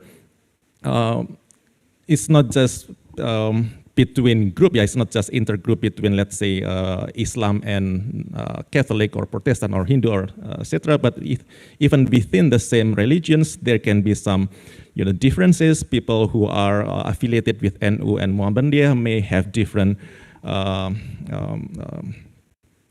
behavior, for example, and also topics on current or modern Islamic development. I saw Mas Pugo here attending this event, and he did an excellent survey on mosque. So I believe that's going to be one of the area where we can learn, because if we're gonna, it's gonna be really interesting to see whether and how development in the areas where the mosque is and whether the amount of resources flowing into this religious institution may have impact to the surrounding community. In terms of methods, of course, as I said before in the discussion number 5, is like theories or micro-foundation of small-scale conflict. And also, I'm not sure with this second point, is when we measure ethnic diversity, we basically rely on population census. It's 10 years, it's only conducted every 10 years. So there will be some limitations on that, unless we assume that there is no change within that 10 years in terms of ethnic diversity. So I think we need to think more about this alternative measure of diversity. Finally, in terms of data, we have a lot of data that we can utilize, administrative data, and also event or geo-reference data, such as from ECLID. Okay, thank you. I think that's all of my discussion for Sam's presentation, and thank you for listening.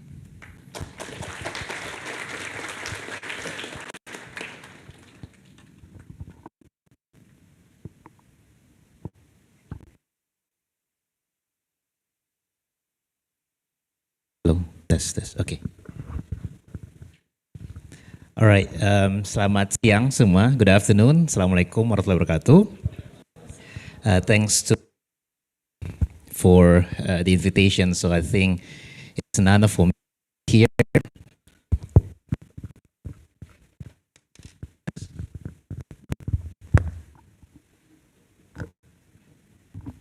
Hello, Tess. Yeah, it is an honor for me to be here because, again, I'm not from UGM, but I think the name of Prof. Mubyarto has been always mentioned by Prof. Drojatun in our class, the history of economic thought, and also by Pak Faisal Basri in our class. So even though we have not been learned from the guru itself, but his name has been mentioning in our class.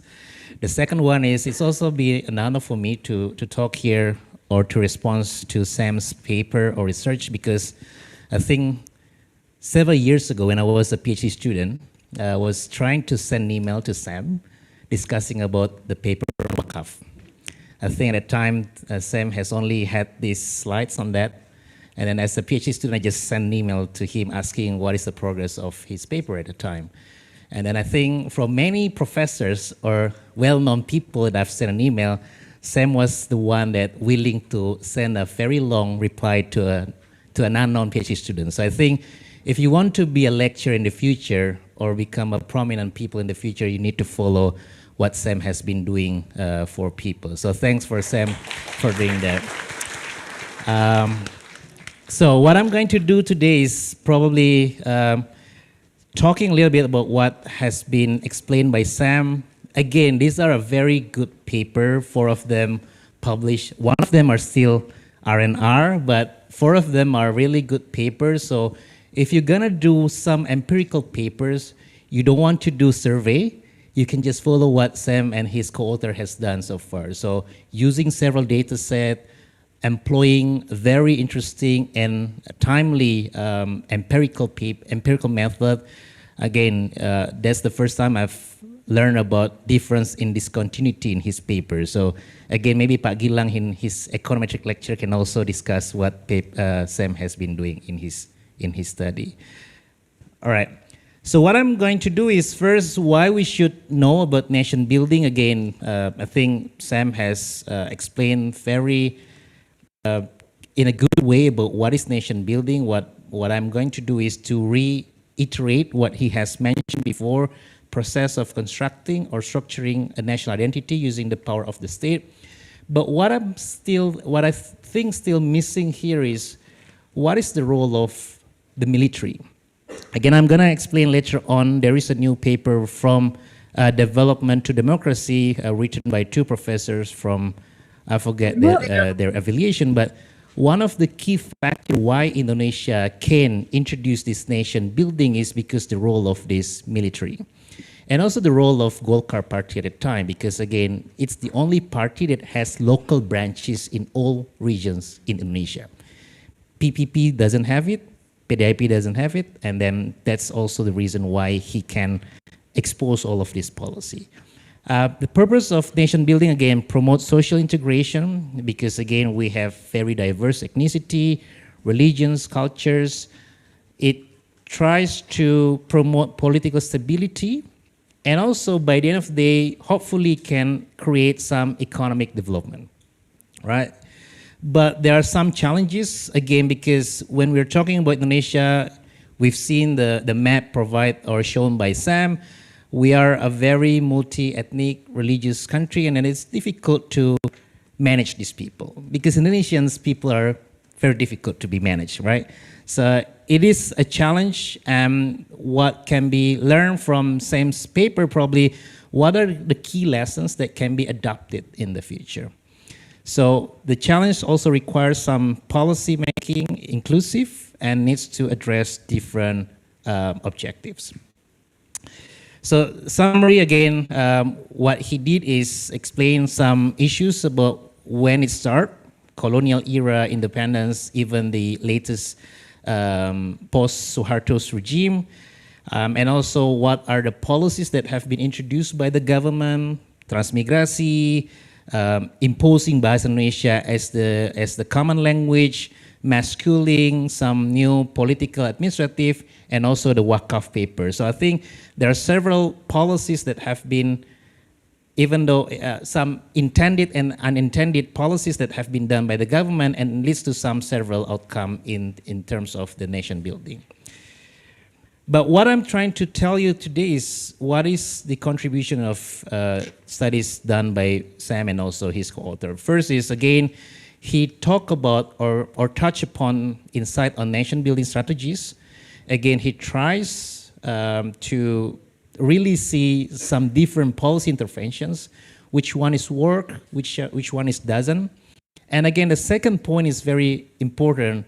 He uses very creative identification strategy and also uses a lot of different sources of data. So I think one of the editor of the economic journal, Sasha Becker, I think when I was, again, a PhD student, he mentioned that if you want to get your paper being published in a good journals, then you need to utilize several sources of data sets. You cannot rely just only from IFLS, but you need to combine it with the MOS data, the curriculum data, and all of this kind of data set, so you have a very robust paper. And what he did in his paper is basically try to see the impact of this development trajectory. So how these policy decisions have shaped Indonesia's social and economic development. Again, some key findings, I'm probably not gonna talk that much, but again, transmigration, it creates some diverse communities in the new settlements, some integrations, and then also in the language policy, Bahasa Indonesia, where people now use this common language as their home language in their home. Also, what we've seen from this mass schooling, it promotes national values. It also increased the number of Islamic schools, which try to absorb the number of students that just finished their primary schools, and also the impact of this administrative boundary redrawing. So I guess this has been mentioned. But there are several issues, and Parian also highlighted several issues that probably gonna be the avenue for future research. First is, again, we are living in a very polarized world, and some persistent challenges occur in this highly polarized community. Again, maybe if we are living in urban areas, it's not really the case, but if we're going to villages where we have a very polarized community, then it is obviously becoming an issue. How persistent, again, Sam mentioned about whether it has a very long impact in the future, but again, if we are looking at the recent generations, I don't know whether nationalism is the case. We are becoming patriotic during the Olympic period, or maybe that's the time when we are very proud. I don't know, this is maybe for me, but that's the time when we are becoming very patriotic. But in general daily life, we don't really see it in many generations. The second one is, I think studies about religious politics still remain understudied. And I think Sam has rightly pointed out there are many opportunities to study about this religious politics. I'm also doing one study on the impact of Islamic parties on several outcomes, even though it has been work in progress for almost 4 years. But again, there are still few studies in terms of what are the impact of religion on some economic outcome in Indonesia.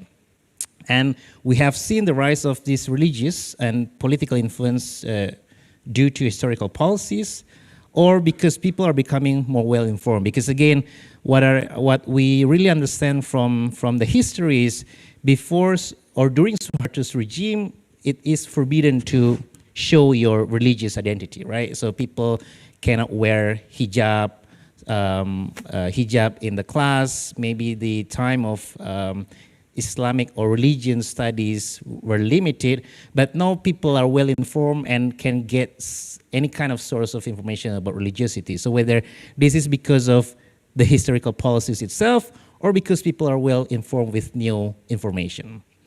The second point is, this is again what we have seen so far in several studies. People are becoming pious when they are getting older. And Indonesia, maybe in the next 20 or 30 years, we don't have this demographic dividend anymore, which probably gonna affect their religiosity, but does it really transmit into their kids? And will it affect some of their social behavior and so on and so forth? The third point that I think is also interesting, whether we really have this religious ideology or national identity, because again, if you're looking at all of these political parties, Indonesia, they have both of this nationalism and also religious, right? So we don't really have a distinct difference between all of these political parties and which one play a significant role in our society. Again, this is really interesting to really know in the future. The third part that I think is also important to really know is about nation building and also nation destroying. This is from Leo Suryadinata seminal paper where he has done several studies on nation destroying, and now we are seeing like some external factors that probably gonna affect our nation identity, right? Is globalizations, for instance, destroying the concept of a modern Indonesian nations? How about issues with ethnic minorities, where probably we have seen or we are still have limited knowledge on the role of Chinese Indonesian in Indonesia and how does it affect our economy. Also, what we are seeing now is some horizontal conflict, even though Sam mentioned about we have a very few number of conflicts in Indonesia, but again, it has emerged several recently, and how does it affect, how it will affect our society and so on and so forth. So this is again, I don't know the answer, but it will be interesting to really look in the future. Now, these are the thing that maybe can also help us to really understand about the role of Suharto's. Again, this is a really good paper, a really good book by Dan Slater and Joseph Wong. So they explain why Indonesia that have similar characteristic with Thailand and also Myanmar can perform relatively well, and they introduce this developmental militarism. So the role of military in order to make sure that we are on the right track can probably explain why Indonesia relatively perform better compared to the other countries.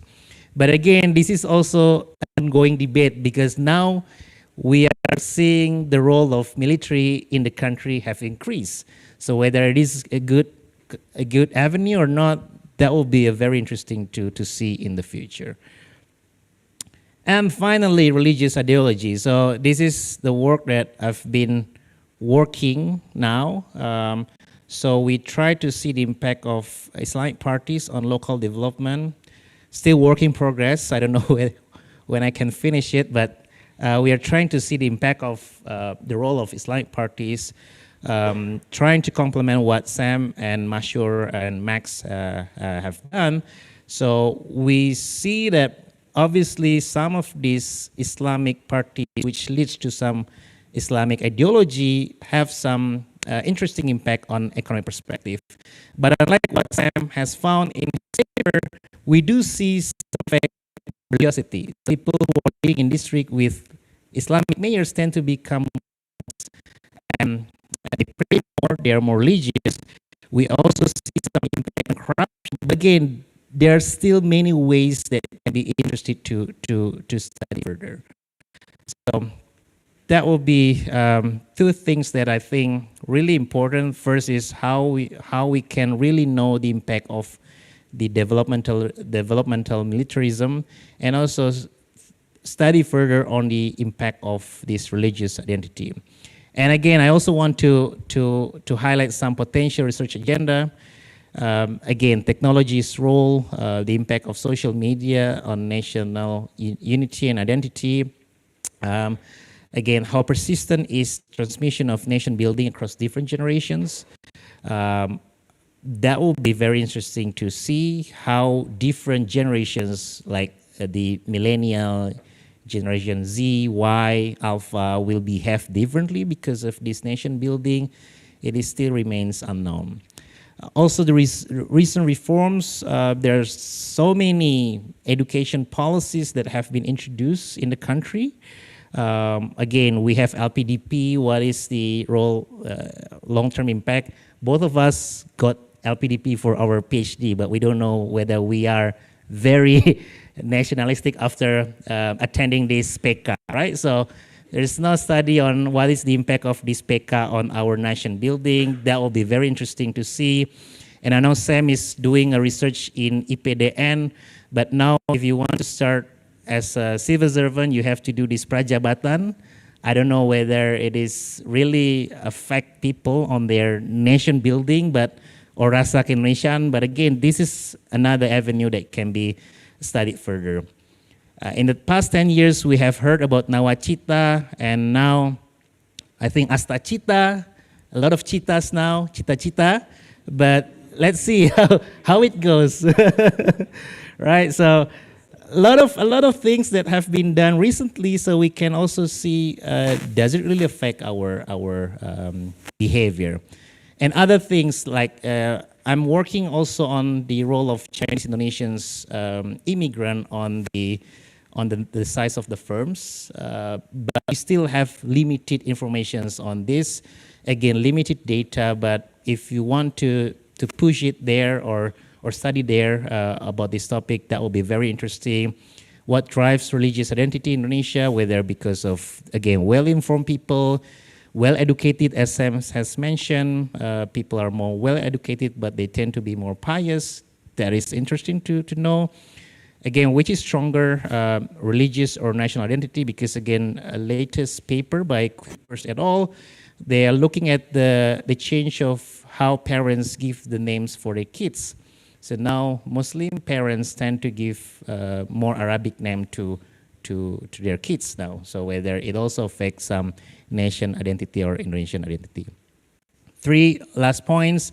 How do local leaders shape nation buildings? And it goes back to IPDN, because they are the really core people that have been trained in IPDN, whether they can transmit the things that they have learned in IPDN towards local people. I don't think we have it now.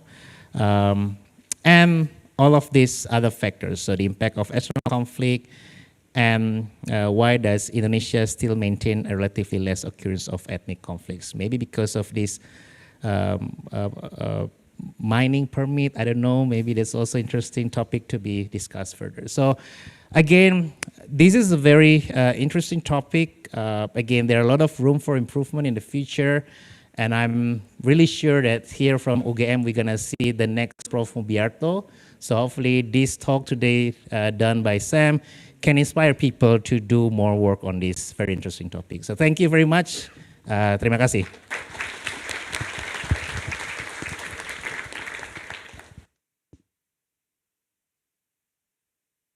All right, thank you Pak Rian and Pak Jahen. That was very interesting. Okay, now it's time for Q&A. If the audience have any question, please raise your hand. Okay, I will choose 3 first maybe ya. Bapak, ya silakan. Good morning, Pak Sam.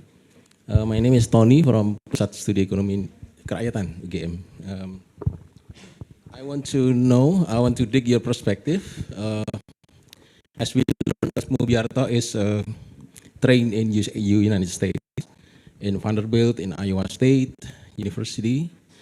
Can you explain how his thought from national building economic development is also rooted from American thinking of economic development, as we know that is somehow capitalism driven, right? And the second one is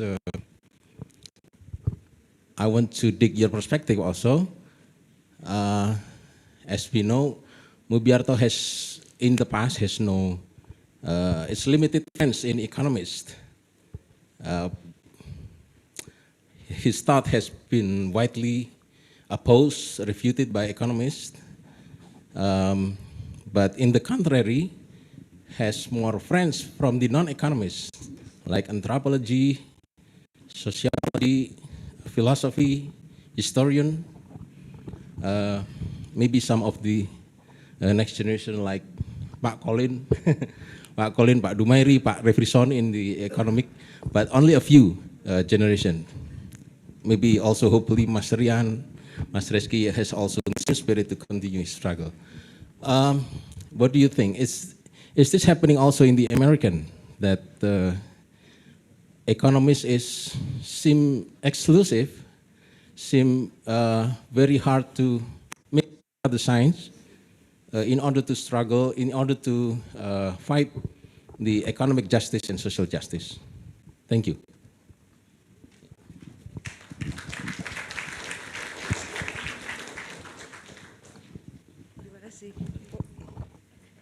All right, do you want to answer first or should we collect more questions?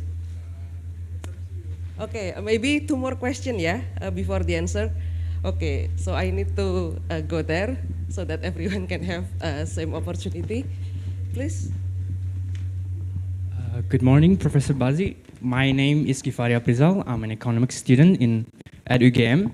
Thank you so much for the opportunity to ask a couple of questions. I would like to ask a question in relation to globalization and the increase of immigration in search of a better life prospects. What is your perspective on the future of nation building and nationalism? In this context, how should we address the integration of immigration, particularly concerning the imposition of a third identity upon them? Thank you so much. Okay, one more question from here. Yeah. Hello, I'm Vibro from management.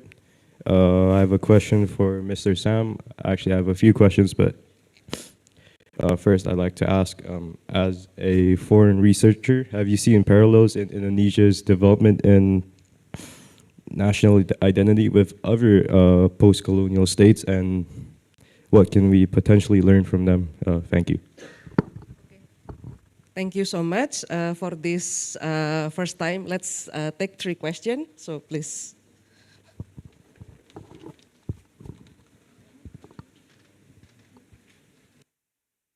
Test? Okay. Thanks very much. I'll tackle the questions in a moment. I just want to say thank you to Jahen and Rian for very thought-provoking discussion. I hope you can send me your slides so I can continue to mull over your great ideas. And yeah, I have lots of thoughts, but I want to get to the questions. But I just want to say 2 things very briefly in response. The first is that both of you touched on something that I think is very important, which is that our identities are multiple. We don't have one identity, right? We can be Indonesian and Javanese and very religious and higher class or lower class. We can be all of these things, right? And I think the challenge as empirical social scientists is that most of our data only allow us to look at one identity at a time, right? But hopefully in the future, we can construct other ways to measure more complex and multiple forms of identity, because all of these things can coexist in multicultural societies, and that coexistence itself is an important part of ensuring cohesion and inclusion and stability. And then the second thing I wanted to just mention is that I think it's very interesting to think about how globalization and increasing kind of digital connections globally, how that is changing identity. In the 1970s and 80s and even early 90s, in much of the Muslim world, and it was most pronounced really in the Middle East, but elsewhere in the Muslim world, as they were confronted with kind of the secular forces of globalization and kind of neoliberal capitalist expansion of markets and trade, there was a bit of a backlash, and that backlash took the form of what social scientists have called the Islamic revival and revivalist kind of movements across the Muslim world. And so there is a precedent for this big kind of shocks to identity and mobilization along a particular identity. And I think it's very interesting to think about how all of that is playing out today, not in terms of religion, solely in terms of religion, but also in terms of national identity and nationalism, as you both alluded to. So I have much more to say and look forward to chatting more, but let me address some of the excellent questions from the Q&A, beginning with the Bapak in the front. You asked two wonderful questions. The first was how much of the kind of perspective that I'm bringing and putting forward here is really kind of shaped by kind of free market development capitalist view of the economy, and which of course is the core of our training in economics programs in the United States and elsewhere. And I think it certainly plays an important role, but I think what's also important to think about is that a lot of the kind of micro foundations of the neoclassical models of development and growth, they don't really think about these social issues, these connections between individuals, the role of kind of social groups in determining individual behaviors. And so I think in that sense, a lot of what I'm putting forward here is trying to speak to those audiences who think about neoclassical views of the world, the economic world, but try and broaden their thinking to incorporate the role of social groups in organizing themselves politically and economically. And then I love your description of Professor Mubyarto's his kind of academic life, and the fact that he had many more friends outside of and colleagues and collaborators outside of economics, and that's not surprising to me. I think for a lot of economists, let's say 20, 30 years ago, who were thinking about these types of issues, they were very much outside of the mainstream in economics. They did have that kind of experience that Pak Mubyarto had, which was, was very much, they were out on their own in economics and had to find friends in other social sciences. Now, what's happening in the last 5 to 10 years in the field of political economy in particular, which is the kind of the disciplinary home of the type of work that I do, you go to these meetings and you have people from political science, you have people from sociology, you have economists who work on culture that collaborate with evolutionary anthropologists, right? And so I think things are changing. And they're changing. It's happening much later than one would have hoped, but that I think it is changing, and in important ways that are going to broaden the scope of economics as a field, and allow us to answer in more compelling and generalizable ways a lot of these questions that previously economists have not really focused on. So I'm optimistic, and I think. I think Professor Mubyarto would look at the state of economics today and think, things are much better than when he was writing about these issues. And then the second question was about immigration, right? And how that's changing identity, and kind of, we know, in a lot of Western democracies, it's giving rise to lots of pressure, populist pressure. The rise of populism in other contexts has taken a very different form, in part because a lot of countries, Indonesia included, they're not major immigrant destinations, right? Immigration is not the kind of core issue that's driving a lot of the cultural divisions in society. But I do think if you look at the United States, if you look at Europe, these are places where a lot of the challenges are coming from immigration. But once you kind of put that aside and you think about the people once they are within the country, it's a lot of the same challenges that we were talking about today, and thinking about diversity and managing diversity, thinking about integration and assimilation. All of these issues are very similar, whether the populations are coming from another country or coming from different parts within your own country, right? And so I think a lot of these, the challenges at their core when you kind of strip out the border are in many ways very similar. So I think you can think about these in a lot of the same ways that we've been talking about here. And then there was a question about the parallels with other post-colonial states. I think there are a lot of parallels. I think Indonesia is unique in some ways, and made very critical decisions that look very different from the decisions made by other countries, thinking about the choice of Bahasa Indonesia instead of the largest group's language. Thinking about the role of the military, I think is a great one that Jahen mentioned earlier. This is something that I think is very important and that we don't know a great deal about in terms of its implications for politics and the economy here. But there are lots of interesting parallels with other countries' experiences, and I think I'm personally trying to understand how, I do a lot of work here in Indonesia, but I'm based in the US. I come from a family of immigrants. These issues around diversity and integration and so on, they're very much about the American experience too. And I think understanding what the parallels are between America's, how they have managed diversity in the nation building process. It looks very different because America was a countries based on settlers, whereas Indonesia is one largely indigenous population, but a lot of the same challenges in managing diversity and in the face of the kind of forces of social and economic change. All right, thank you very much, Sam. Let's continue with our Q&A session. Okay, I'm going to take 3 again. I will do the online later. All right. Selamat siang semuanya. Mungkin pertanyaan ini sound silly ya, cuma saya pengen tanya sama Mas Jahen. Yeah, I'm a civil servant too, Mas, and I do what you call dikat prajab and whatever itu.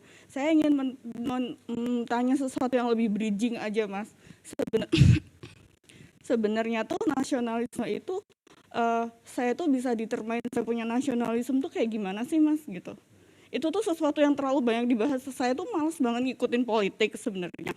Cuma untuk apa ya, representasi saya ini punya nasionalisme itu apa? Apakah hanya selesai pada gue punya sense of belonging nih gitu, atau apa sih? Would you please tell me, aku tuh harus punya apa supaya nasionalismeku itu bisa driven aku untuk bisa punya kontribusi lebih. Karena ini adik-adik yang ada di sini, saya tuh kan udah dinas luar ke banyak daerah dan saya kerja dengan banyak orang dari latar belakang kampus yang berbeda. Mereka nggak dapat, Mas, kayak gini. Nasionalisme itu apa? Even integrity itu apa? Mereka nggak dapat, gitu. Apa yang harus saya miliki supaya saya punya nasionalisme, dan apakah kebetulan kan kalau kita ngomongin 2045 kan adik-adik ini ya nanti yang akan semoga jadi main factor ya. Udah nggak ada lagi nepotisme, ensun gitu. Mereka tuh harus punya apa supaya mereka punya nasionalisme yang mereka punya itu bisa menjadi energi yang bisa membawa ke pertumbuhan ekonomi. Yang kedua yang saya ingin tanyakan, bisa nggak sih, Mas, poor people itu punya nasionalisme gitu? Saya ngelihatnya gini, saya bisa idealis mungkin karena saya sudah nggak punya kebutuhan mendesak soal finansial. Tapi bahkan PNS di daerah itu SPPD jadi jadi sumber penghasilan bagi mereka karena tunjangan mereka juga nggak oke kayak gitu. Apakah kita bisa meminta nasionalisme ketika mereka masih ada di kalau saya bilang sih survival path kayak gitu. Thank you. Thank you. And then there is, yeah.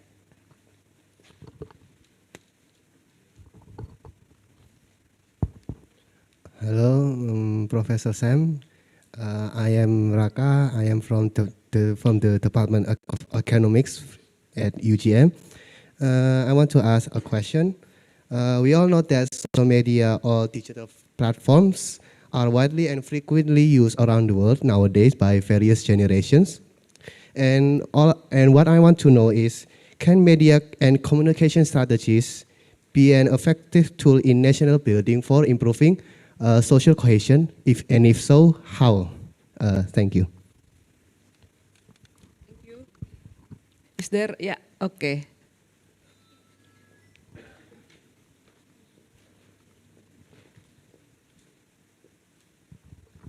Okay, my name is Adiatma, and I would love to ask to Mr. Sam.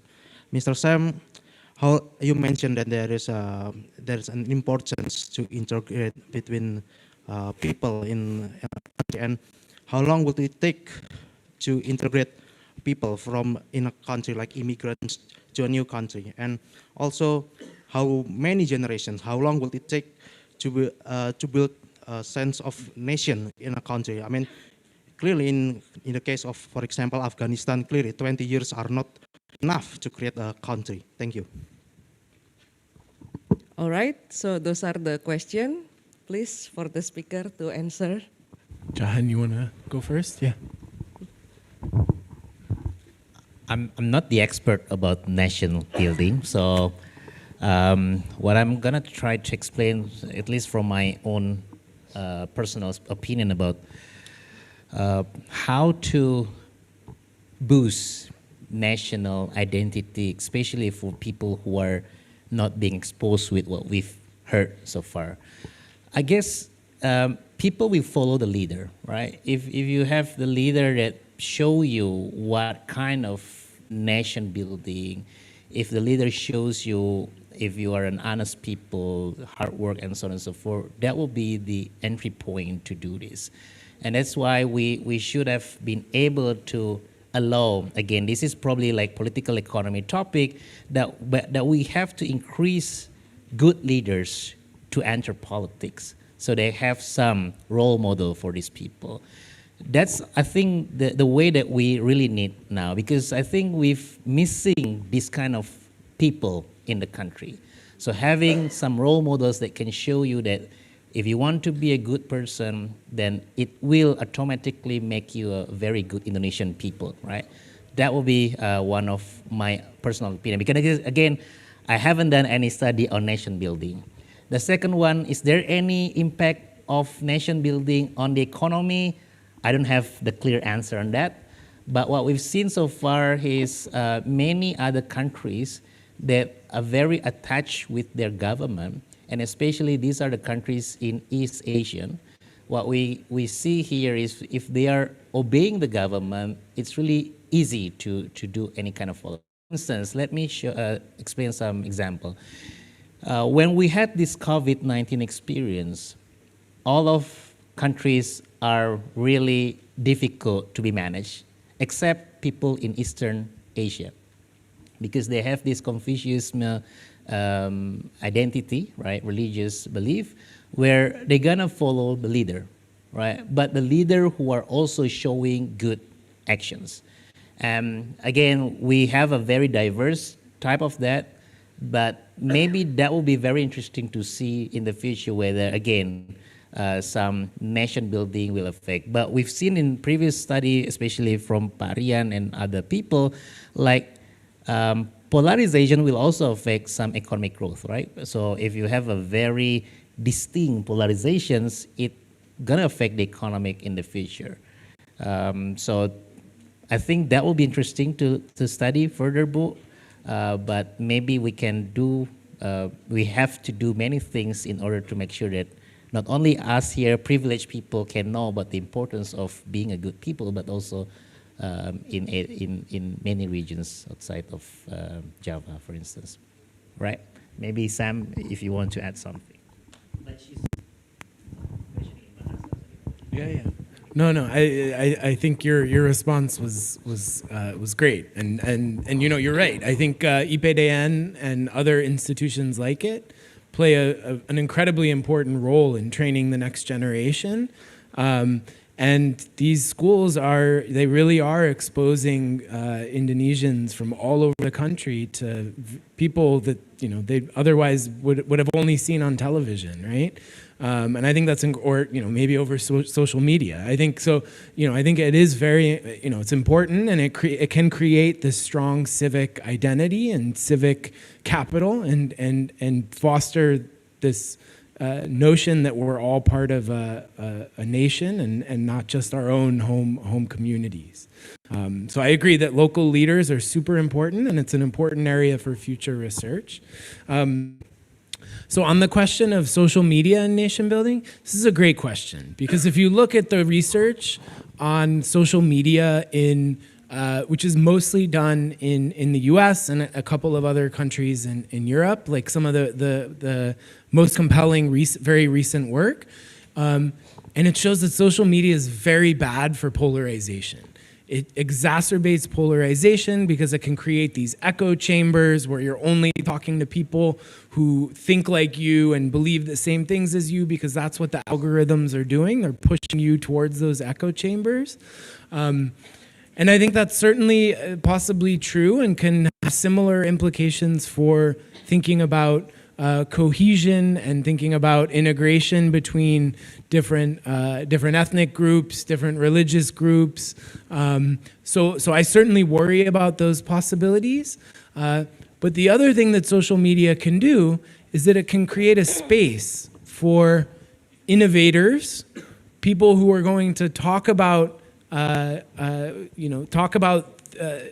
things within religion, within other forms of identity, that they might not be able to do on a big platform offline, because it might be harder for them to get these new messages, which may be more unifying across to a wide audience offline, where there may be other forces kind of preventing them from doing that. So I think the jury is still out on social media and identity and nation building. We kind of know that it's bad for politics in highly polarized places. But at least for the moment, I think Indonesia in particular just went through an election that in many ways was depolarizing. And so it's possible that social media in that type of moment, this type of moment, could be a force for further depolarization. By showing, oh, I can be friends with someone, we can connect on sports or on our love for this type of music, right? Instead of just being fed this narrative that, our political differences are so deeply entrenched that we can't connect, right? And then there was a question about how long does assimilation of immigrants take? How long does the process of nation building and integrating diverse groups take? That's a very big, important question that I don't unfortunately have a ready answer for. I will say that there is some interesting research in the US showing that at least historically, that cultural assimilation of immigrants can happen very quickly, right? And there's also, it can also happen at very kind of critical moments, when, for example, there are external wars that can induce people to want to unify around the national identity. It can bring immigrants and minority groups into the national kind of framework for thinking about identity and culture. And so, it's just going to depend. Every country is going to be different, and depending on what kind of outcomes you're looking at, I think the speed of integration could happen very quickly at some times and very slow at others, and there's really not kind of a one-size-fits-all answer. All right, thank you. For the next question, we have some question from the online audience. I will read some for you. The first question is from Kanetasha Sabila. The question is, in the context of Indonesia, How has the change in cultural or religious composition within or across region affected intercultural or interreligious economic relation? Does increasing polarization or fractionalization also impact trade or economic cooperation in the context of Indonesia? Great. So I think certainly diversity within regions shapes local politics and conflict. Rian's work has shown that for all of Indonesia. And some of my own work has shown that in the context of the transmigration villages, but also in terms of the Kabupaten, where we saw a lot of pemekaran and where we have the data from SNPK on conflict. So I think certainly, the within region diversity is an important element of what's happening in different parts of the country. And then thinking about kind of between region diversity, and that's going to certainly matter at higher levels of political administration. But the thing about decentralization is that it's really pushing politics to get very local, right? This has, of course, been happening primarily at the Kabupaten level for a long time. But now with Dana Desa and the village law and everything happening in recent years, you now see things pushing down even more local, down to the Desa level, right? And so that's going to create kind of other pressures for diversity within villages to start being perhaps even more important, but also thinking about between village diversity in shaping the scope for cooperation in terms of public goods, where the economies of scale are happening at much larger levels of administration, thinking about roads and maybe water and sanitation, et cetera.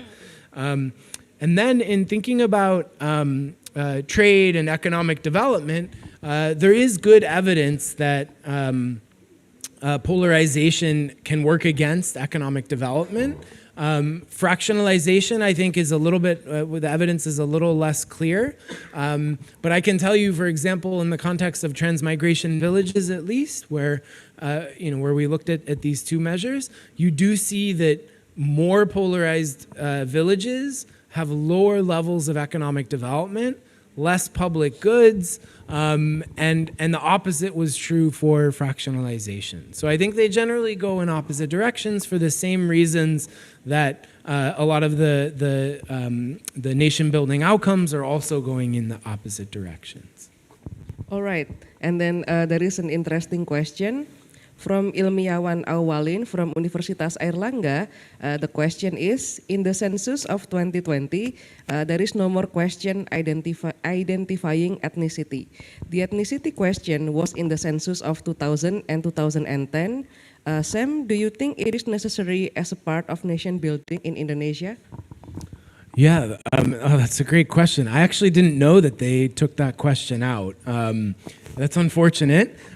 One thing that I was hoping they would add, and that maybe in 2030 we can all collectively convince BPS to add this question. I would love to have the ethnicity question, but also give the option for people to respond Indonesian. That, Indonesian is my identity, not my ethnic group. Or even better, thinking about multiple forms of identity, it would be wonderful if they allowed people to report 2 identities, or even 3, right? Thinking about, children in intermarried households, how do you respond? Pak Rian, how did you respond to the question from the census enumerator when they asked you about your ethnicity? Which one did you pick? Javanese, yeah, you pick Java, yeah. So you're forced to choose, right? And I think that kind of obscures the complexity of identities in interesting ways. So it'd be nice to kind of think about how to measure this. And of course, we can do this in surveys and so on in the IFLS next round. But there's nothing like the census in terms of covering the entire Indonesian population. Okay, maybe Pak Rian or Pak Jahen wants to add something.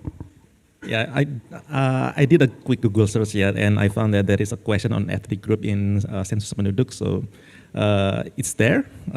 Although I agree with Sam, yeah, that it doesn't really represent like your identity, and I don't know how to tackle this issue. Whether asking like the ethnic identity of your parents, that might be something that we can do, but then again, it's not going to really solve the problem. Mas Jahen? Yeah, I think me and Pak Firman is the member of Forum Masyarakat Statistik, so we can, and Prof. Sony, I think, also joining us today online, so we can push BPS next year, yeah, to release it. Yeah, they not release it, so maybe Pak Firman we can push FMS to do that. So because again, it's really interesting, and obviously providing new question on multiple identity will be very interesting to look at. Yeah, but I'm not promised, right? So we can push it with Pak Firman together, but I'm not gonna promise everything can be done from our side. Thank you. Okay, and then there is one more question from Arianto Panturu from NU Indonesia project. The question is, I'm trying to link your land reform paper and mass schooling paper. Number one, land reform led to rise of Islamic political power. Number two, mass schooling encouraged Islamic school, for example, madrasah. Do you think the rise of Islamic political power led to the strength of Islamic school in competing with SD Impress? Why were there not many Catholic or Christian schools, for example? Yeah, great question. So I think, and it's a very important one, and one we've thought a lot about, which is what the land reform did. You got to remember that there's different Islamic organizations with very different resources. So Muhammadiyah and NU have, for a long time, had very large kind of waqf endowments and lots of resources at their disposal.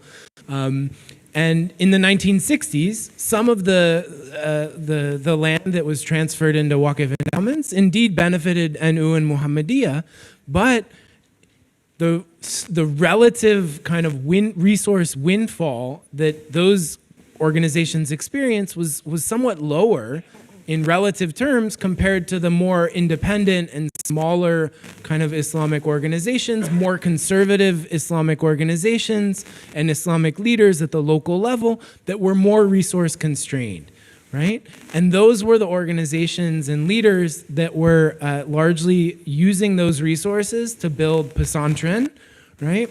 And so that's where we think a lot of the expansion was happening. And so it was those more conservative, smaller Islamic organizations in different parts of the country that really benefited a lot and that enabled them to build a resource base to then expand Islamic education further in the 1970s as they were confronted with efforts by the government to build more public primary schools.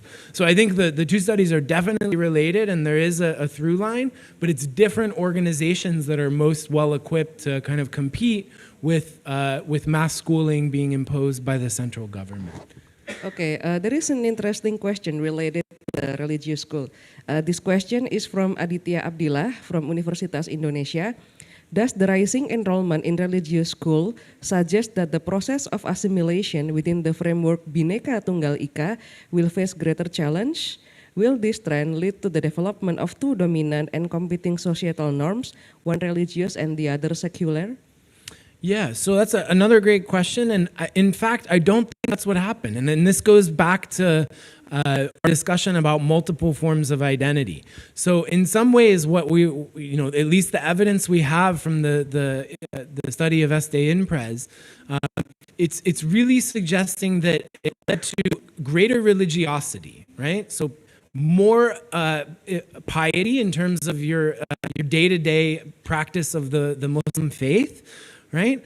But it didn't really lead to a big change in your demand for religious politics, in your demand for Sharia, and your support for Panchasila, right? We don't really see much of a change in that. it's really just leading to more religiosity and a deeper kind of attachment to your religious identity, but not necessarily a kind of strong desire to compete with the secular state. And again, this goes back to the difference between the types of schools that were created after the land reform and the resource shift into Waqf endowments.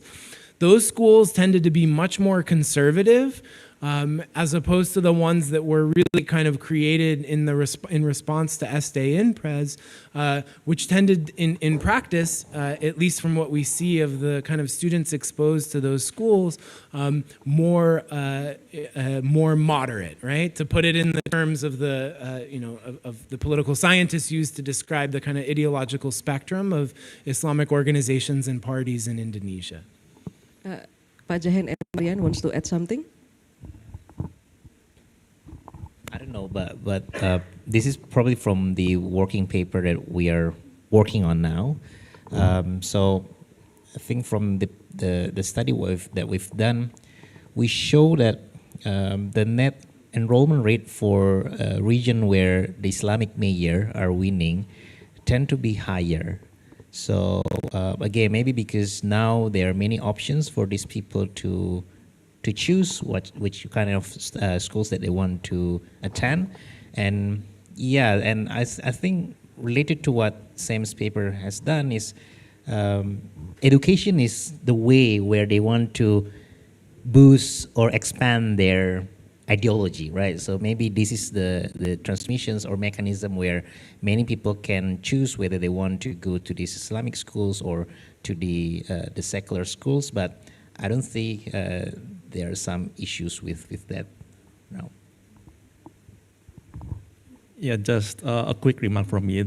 Just trying to address the big elephant in the room here. That when we're talking about Indonesian politics, votes, and so on, I suspect there is a distortion in terms of voters' preference and the actual result of the voting.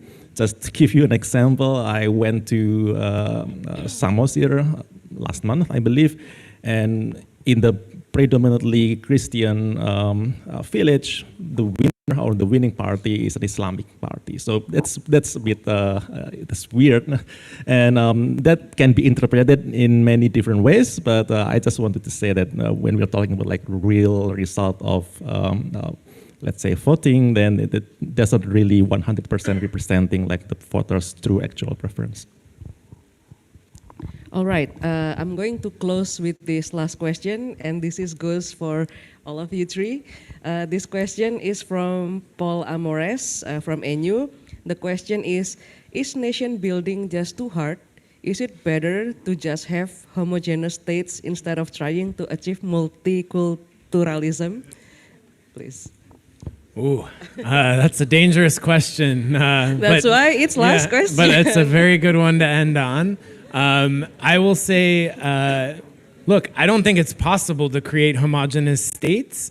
Europe did that by and large through very, very bloody wars that led to millions and millions of people dying. And,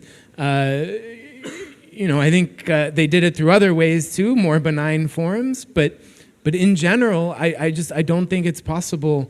I don't think that should be our objective, to like redraw national boundaries in a way that creates homogeneous states. And in fact, what Pemekaran Daerah here did was it did that in some places, but it also showed that you can't do it everywhere. And even if you try to do it in some places, you may activate new forms of identity that are going to basically emerge now that you're in a more homogeneous place. So I think, we have the boundaries we have. There are secession movements all over the world trying to create new, more homogeneous states.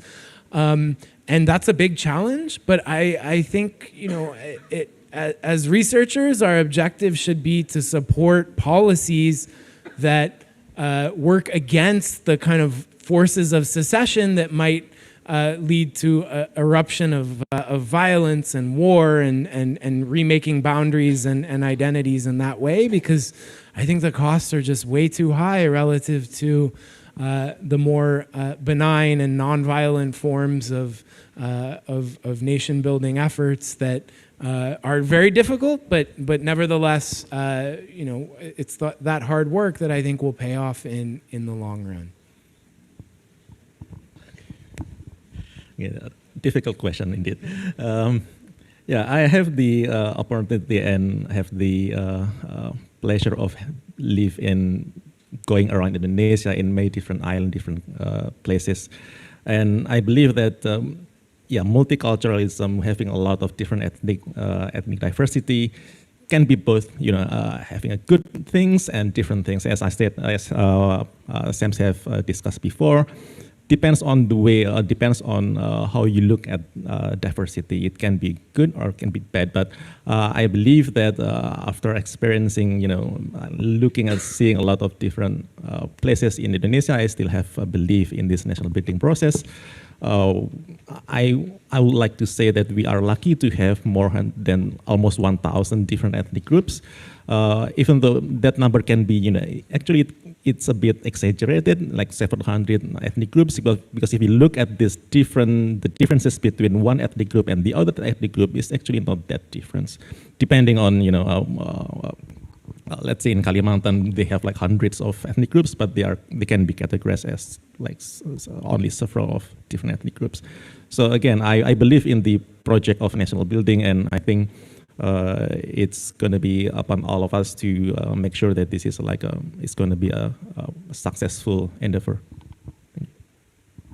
Yeah, this is a very sensitive question. So I think we need to preserve this heterogeneity in our culture, religions, but we also need to have one common goal, right? So all of this diversity, religions, ethnics need to be utilized in order to maximum the ultimate objective, which is increasing the welfare of the society, right? So how we can ensure that by having these several people, ethnicities, and all of this stuff can help us to increase the welfare of the society. Because again, that's the ultimate goal of the country, right? To make your people become more better off, happier, and so on and so forth. So I wouldn't want to have a homogeneous country, because again, we are very diverse, but again, we have to try to utilize, maximize the heterogeneity of our society in order to make Indonesia is a better place. As Sam mentioned, he loves the country, and we have to preserve this uniqueness of Indonesia for the future. Thank you. All right, thank you very much for Sam, Pak Rian, and Pak Jahen. Everyone, let's give our speakers a round of applause. Okay, so that concludes our discussion session. Thank you very much, Pak Rian, Pak Jahen, and also Sam. I will give back the time to the Master of Ceremony, but we all should just stay here. Thank you, please.